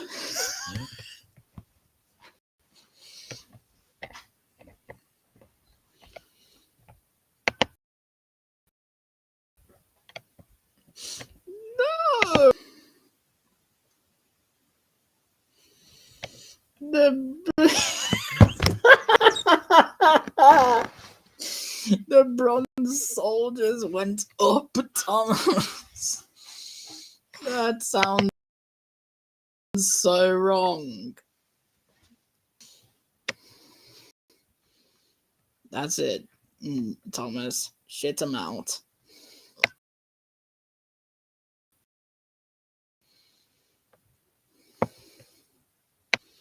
So yeah, there's some party named Bronze. Yeah, definitely. But Thomas was happy and returned quickly. My butt hurts. The plumber stopped. Yes, I guess the plumber had to get them out of his ass. If he has one. Arrived at Maythwaite Station, that's spelled wrong, and the copper was collected on the platform. The leader immediately, "Where's that bastard?" he shouted. "We can't play without him." Damn! Damn! Nobody knows where the tuba player is. "Excuse me, sir," said Thomas. "I must leave him." Thomas returns to Knapford Station, but the plumber is not there. "I'm waiting for Bertie's bus." Bertie stood by the metaphor. "Will you go with me to the party?" he asked. "I'll take you as far as I can," said Bert. Thomas arrives at Knapford Station and can't find the player anywhere. "That penitent player is missing." What does that even mean? Thomas sighed. "And it's all my fault." Thomas ran from station to station. Legs now. "You must find him. You've got to find him, Buff. Where is he?" Bertie pulled out the pipe. "Greetings to you," he called happily. "Thank you. Tell the driver and wait for another ride. You won't have to wait long." Elizabeth Vintage pulls up. "You can take yourself to the mill." "Thank you," said the merchant. So he got on his pipe. When he got to the road, he blew his horn and the piper didn't hear it playing. "Trevor will bring you here," calling the cart. From the other side, he hit Percy directly and he picked up the body. "I'm looking for the... Hey, why did it cut off?" Try that episode again.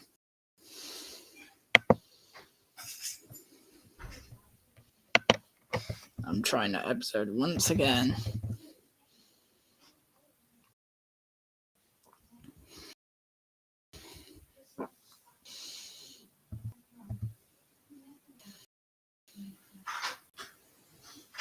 Thomas and Tuban.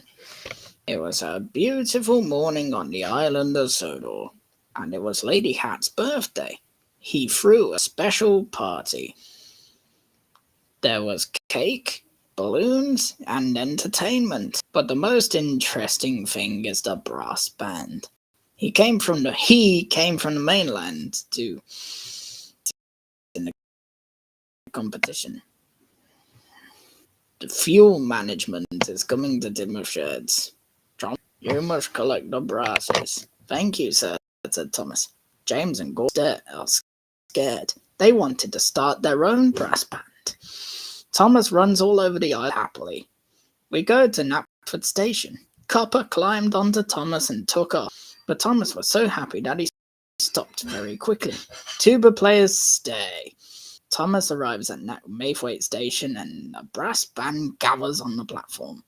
Suddenly, the conductor shouted, "Where's the tuba player?" He shouted, No one knows where the tuba player is. "Excuse me, sir," Thomas said. "I'll definitely keep." Thomas ran back to Knapford, but the tuba player was not there. He was waiting for Bertie's bus. By the pipe. "Can you take me to the party?" he asked. "I'll take you wherever I can," Bertie. Thomas arrives and the player is nowhere to be found. "The tube is missing," Thomas groaned, "and it's all my fault. I must find him. Sang happily. I'm missing out some boring parts. You don't have to wait long. Elizabeth, the old car, has stopped. It might take you to the mill." He was afraid, said the tumbler. He got into Elizabeth's carriage and practiced the tumbler. Every time it's cutting things off. Don't tell me I gotta. That was a short episode.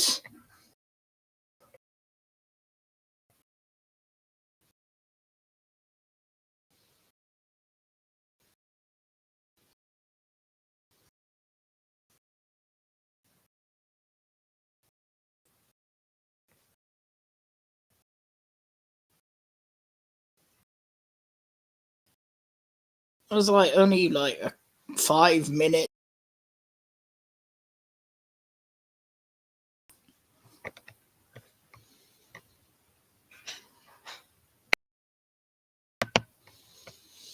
Teacher James and Gordon were both scared. They wanted to form their own orchestra. Breathing a sigh of relief on the island, then go to Knapford Station. The microphone went to Thomas and he continued, but Thomas was so happy that he fell asleep. The pump is left behind. Thomas Maythwaite went to the station, and the musicians gathered on the stage. The conductor suddenly shouted, "Where are the pipes?" He shouted, "I can't play without it." No one knew where the drum was. "Sorry, teacher," Thomas sighed. "I quit." Thomas Knapford returned to the station, but the tuba player wasn't. Oh my god.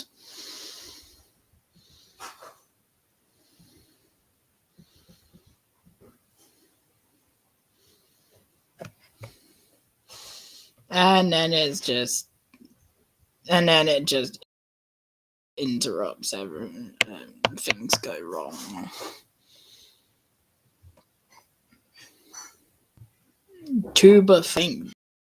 The tuba itself just thanks Elizabeth. That was actually really. Santa's almost coming soon. I can't wait. And yes, I believe in Santa. I'm a child. Leave me alone.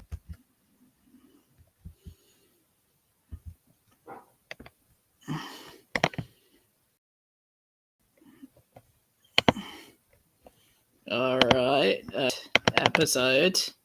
Let's try. Oh no, that's not what I wanted to do. No. No.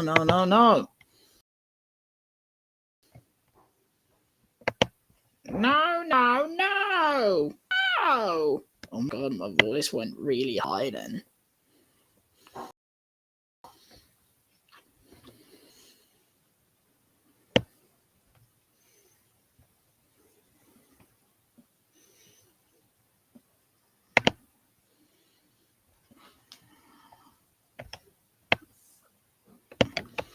Alright. Percy's new whistle.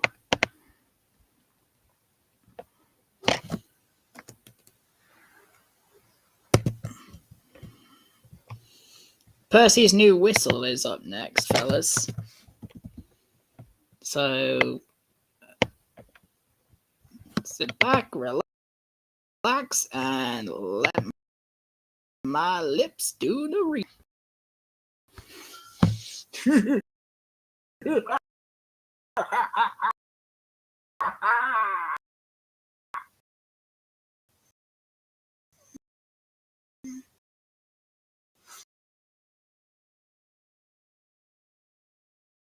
Walking tuba.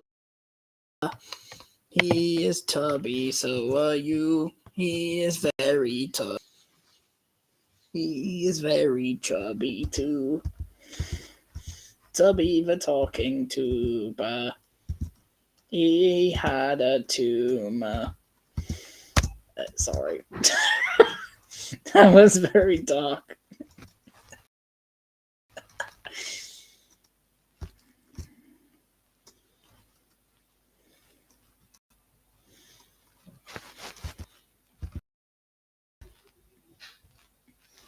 Okay. for this stupid thing. Yay, dinner! Potatoes? I'm joking. Are we doing a buffet dinner? Oh, yes, buffet dinner. Potatoes for tomorrow. Percy's new whistle. Sean, can I have a sweet? Oh, Mum wants me to let her know what I want for dinner.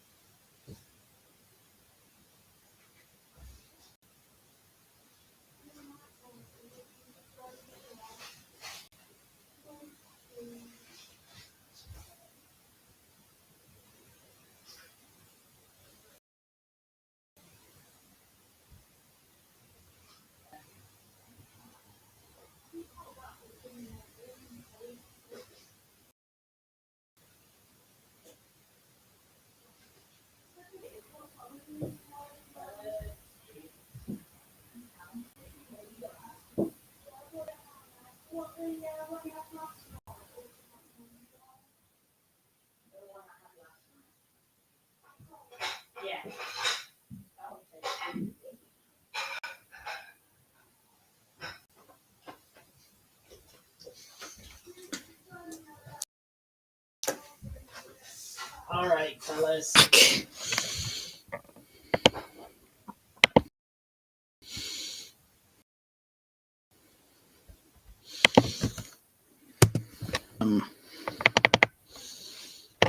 This. Oh, okay. No. Oh, why did it translate Thomas to the rescue? No, it's Percy's.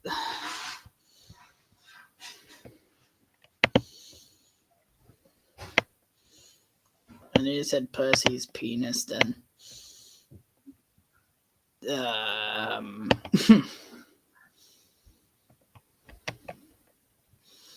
Percy's penis.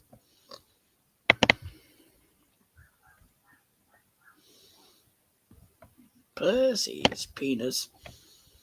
Percy's penis. I probably that out loud.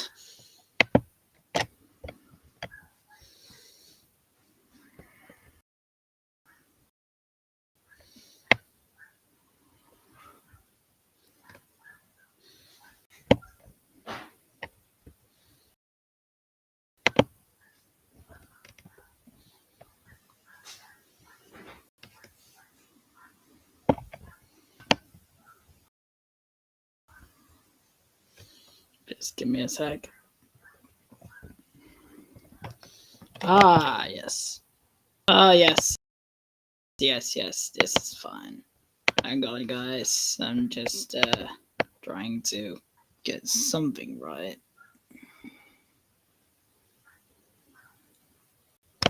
Okay, there we go.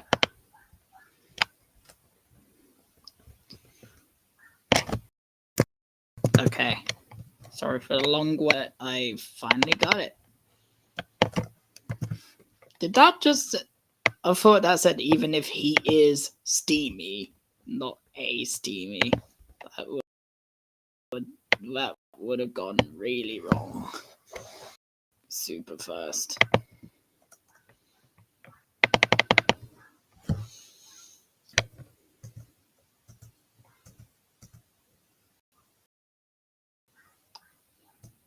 Come on.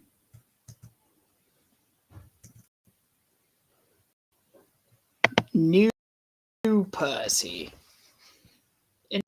Very interesting. It was wind on the island.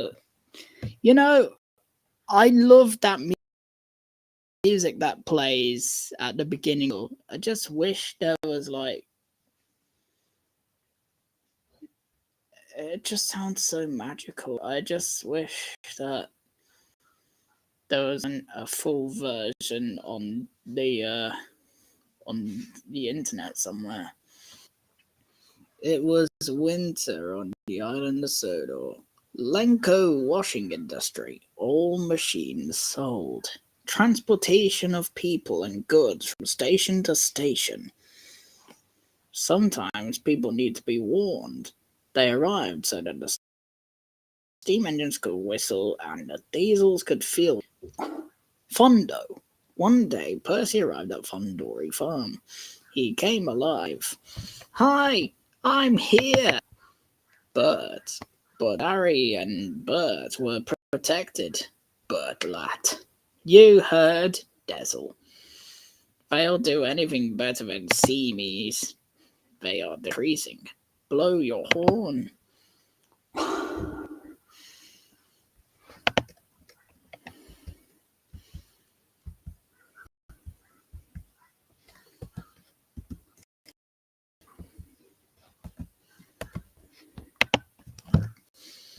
Percy mind fins somehow.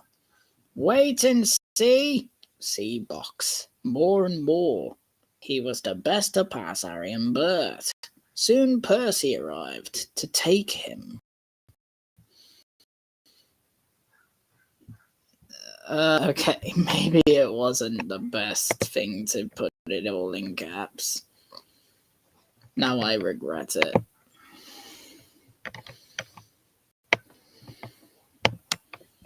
Let's try that again, shall we?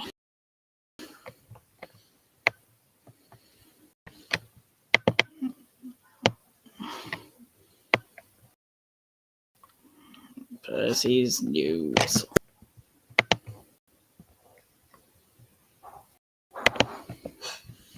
Da da da da da da da da da da da da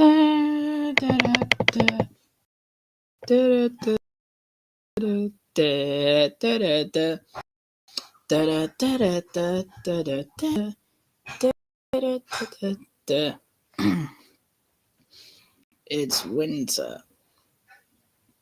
The island of Sodor is covered in thick snow. All diesel trains carry passengers and freight from one station to the other. Sometimes they need to alert people of your arrival, so your generator will sound a whistle and an electric generator. Percy once drove a factory. Harry and Bert, he whispered, but Harry and Bert laughed. Do you hit? Bert laughed. Harder. He reached Arya and Bertha. I said my whistle is like your old whistle, Percy laughed. Now that he had the big voice, Percy couldn't wait to use it again. When he saw Tom on the wall, he laughed and made as much noise as he could. Tom is angry. This is not funny. But Percy didn't notice. He was too busy having fun. Percy saw Bertie on the bus. He smiled again and threw it at her. Bert is missing. Percy! He shouted, almost crying. But that night, Tom told Percy not to scare his friends. You ran Bert off the road and my truck broke down. Percy apologized to him. I won't do it again. But the next day, Percy goes to the train. I want to hear a sound. So basically, he is deaf in the translated universe. He didn't see one or the motorcycle. But one thing Percy didn't see, Percy was having fun and I need help now, he said, waiting for Percy to cool down. His blood ran cold and his legs trembled. Finally, Tom came in with a big foot. He's angry. Nightdale is safe, he told Percy. Don't play. You only use the whistle when you have to. Yeah, Percy shrugged. Engine shrugged. Does his boiler just go up and down? Or and promised to use his whistle properly from now on. Percy was doing very well the next day. He did not use his whistle, but when Percy emerged from the hole, he gasped. A lot of snow fell on the field.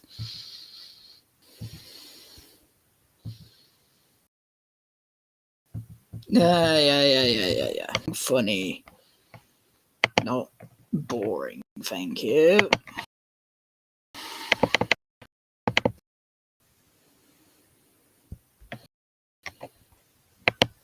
I need the funny. Where is the funny?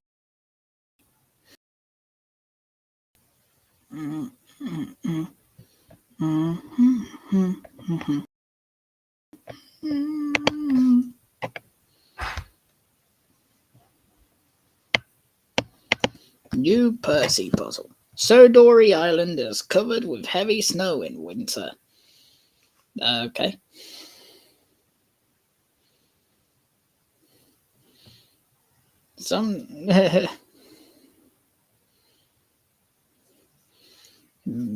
All locomotives are busy transporting vehicles and goods from one station to another. It's necessary to warn visitors so matches burn and lightning flashes. One day, Percy took his car to the garage.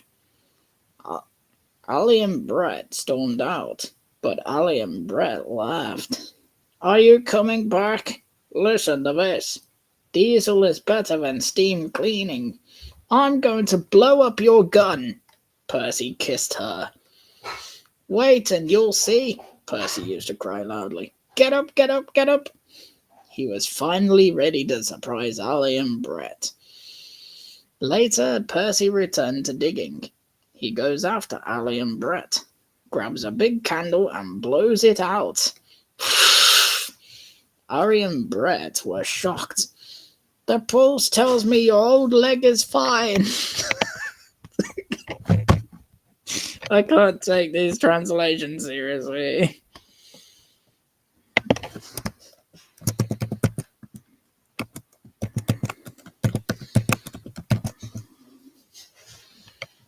Great. I meant to put a space in between Percy and has when I typed. Ah, shit.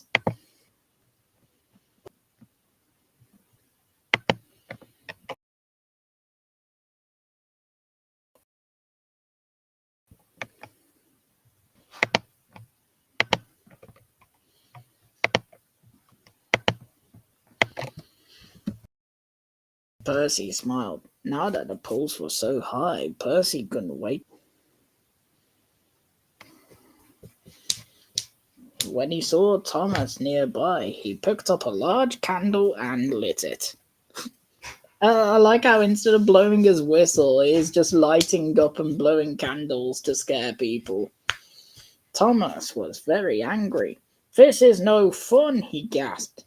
But Percy didn't care. He was busy having fun. Percy saw Burton's knife. Another heavy cannon shot. Bud slid down the road. Percy! He cried suddenly. He was about to fall, but Percy ran forward. That night, Thomas asked, Ow! That hurt somewhere else too somehow, but I don't want to talk about that. Thomas asked Percy not to surprise his friends. Thomas said, You ran Bertie off the road and destroyed my car. Percy was disappointed. I can't do it anymore, he said. I swear. But the next day, Percy came with the milk truck. He said to himself, I want another big explosion. Then he did not see anyone or a car. But there's one thing Percy doesn't see. The engine brings food to the animals. There was snow on the ground and there was no grass to eat. Percy opened a big torch and lit it. To Trevor's surprise, the car crashes into a group of trees. The tree fell and rolled down the hill. Snow sticks to trees. It's snowing and the snowball's getting bigger and bigger. Percy is so happy to see the snow. Oh, Percy cried. Fortunately, no one was hurt, but the driver was unhappy. I need help now, Percy said coldly as he sat up. His throat was dry and his shoulders were shaking. Finally, Thomas arrived with 70 leaders. He was angry. The armor is for safety, he told Percy. No, only play when you can use your brain. Yes, sir, Percy nodded, promising to use his wand properly from now on. Why is there so many penis jokes in the translator?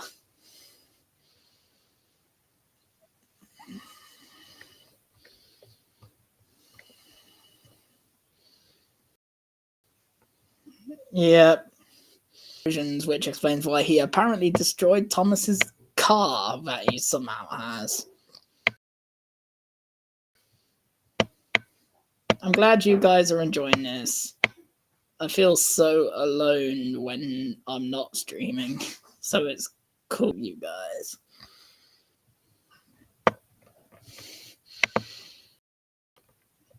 I'm glad you guys are enjoying this. Merry Christmas, guys. I just thought I'd say that.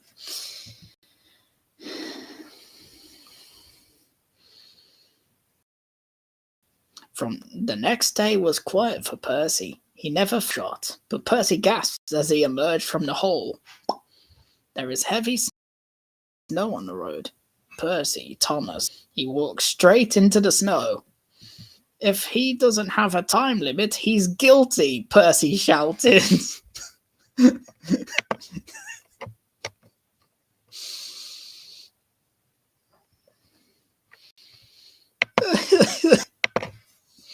Percy threw the hardest punch ever and let out the loudest whistle ever. There must be something wrong, Thomas cried, breaking the moment. Sander! He was happy. Thank you, Percy. That night, the fat boss came to the store. Hey, Percy, close it. She blew the whistle just in time and saved Thomas from danger. Percy enjoyed the sound of the fire. So now we know in the lore, Percy is a terrorist. Percy is now very good and are happy to see him. Oh, really?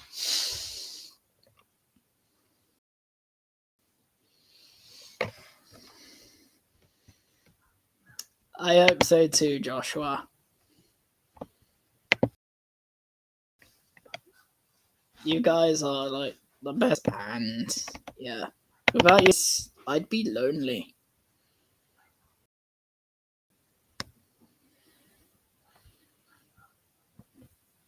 Just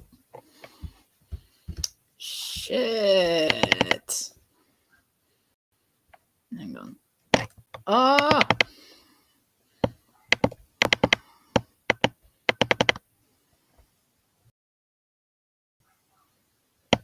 What?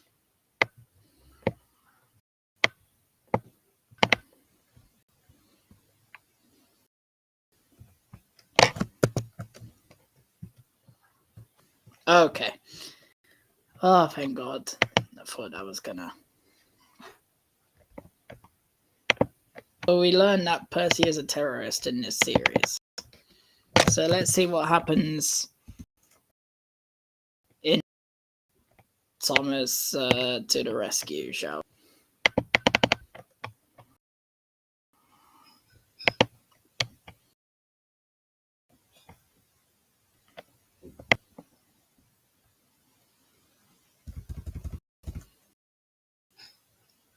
Oh dear. Please. Thomas Rizgaras. It was a busy day on the Isle of Sodor. Steam and diesel engines run together throughout the island. The oil man came to Thomas.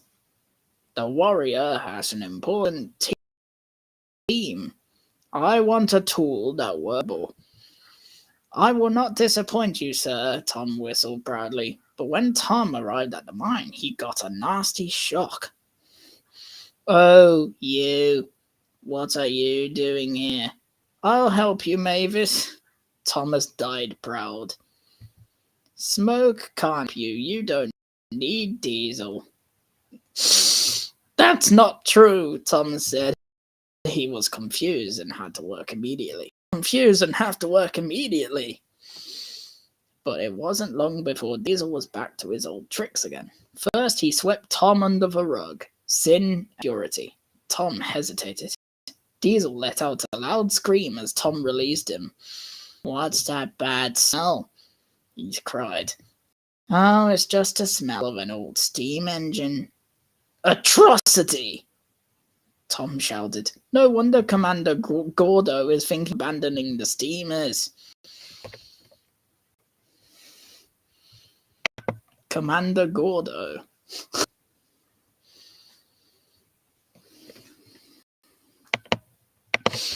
"I can't believe it," Tom snorted, but he was angry. Tom stayed in the shooting range, not sleep.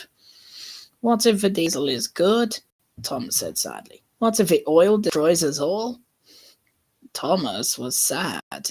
The next day, salt arrived. "Oh, Diesel, fresh from the mainland." Diesel fresh from... Is he talking about the oil or Diesel himself? After refueling, the diesel engine starts working faster and faster. "Ah, this new oil shakes my shoulders. My arrows are not coming." Tom mutters, "The new oil. I wish it was new oil." Mavis was also happy with new oil. "Oh!" She makes Thomas feel abandoned. "I'm the fastest car in the world," he boasted. "Look how I go." Whee! Suddenly the diesel engine started and there was a noise. Black smoke and smell of exhaust gas. "I feel bad," Diesel screeches. Mavis started smoking again. "Press," he said with a sigh. The mine furious. "This is a new oil," he was crying. "The water must go to the tank." All other diesel engines soon failed. Loading, but until it was eaten. So the grease manager called the mine manager and the mine manager to see Tom. "You get fresh diesel fuel in your fuel tank. Now, sir." Tom whistled and quickly left the camp. Finally, he reached the fuel tank. "Give me all your clean fuel," Tom said. "It's urgent." "We'll be back soon," people said. Before long, Thomas was loaded onto trucks carrying oil tanks. Kitchen drums heavy. Tom pushed with all his might. His pistons were torn. His tires were inflated but empty. Tom travels around the island carrying fresh fuel for everyone. Salt because Harry and Bert. Tom felt fine, but gave birth again.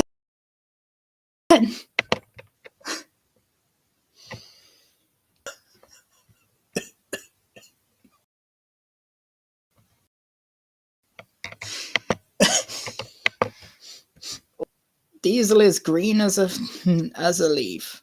Mavis fought hard. Then they heard a loud noise. "This is Tom." Finally he got into the well. "I'm done," he was crying. Mavis and Diesel drain all the bad oil from their engines and put in clean oil. "Guys," Diesel shouted. "Thank you, Tom," Mavis whispered. A few seconds later, the mine came up with something, and finally something important is done. We will never know what that important thing is. Percy was captured by Pierre's guardian. To you, Tom, oil explorer, and a glory on the railway. "Thank you, sir," Tom said proudly, and even Diesel had to admit that Thomas is a special machine.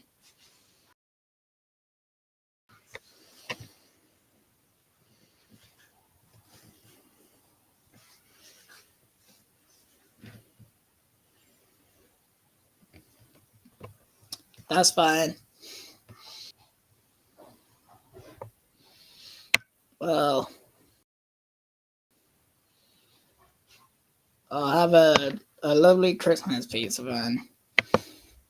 I nearly called you pizza van instead of fan. So yeah, with that, I might continue this in like, I don't know, another stream maybe. But I don't know.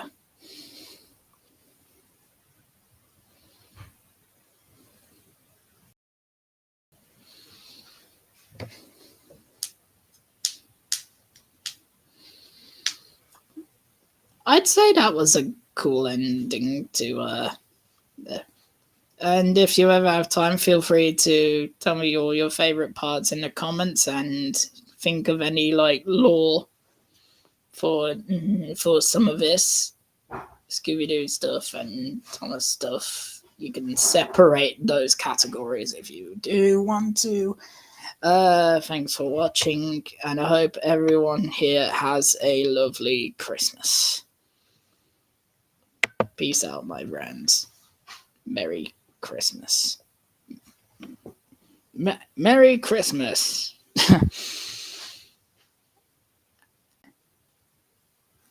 Remember the thing. Merry Christmas to all, and to all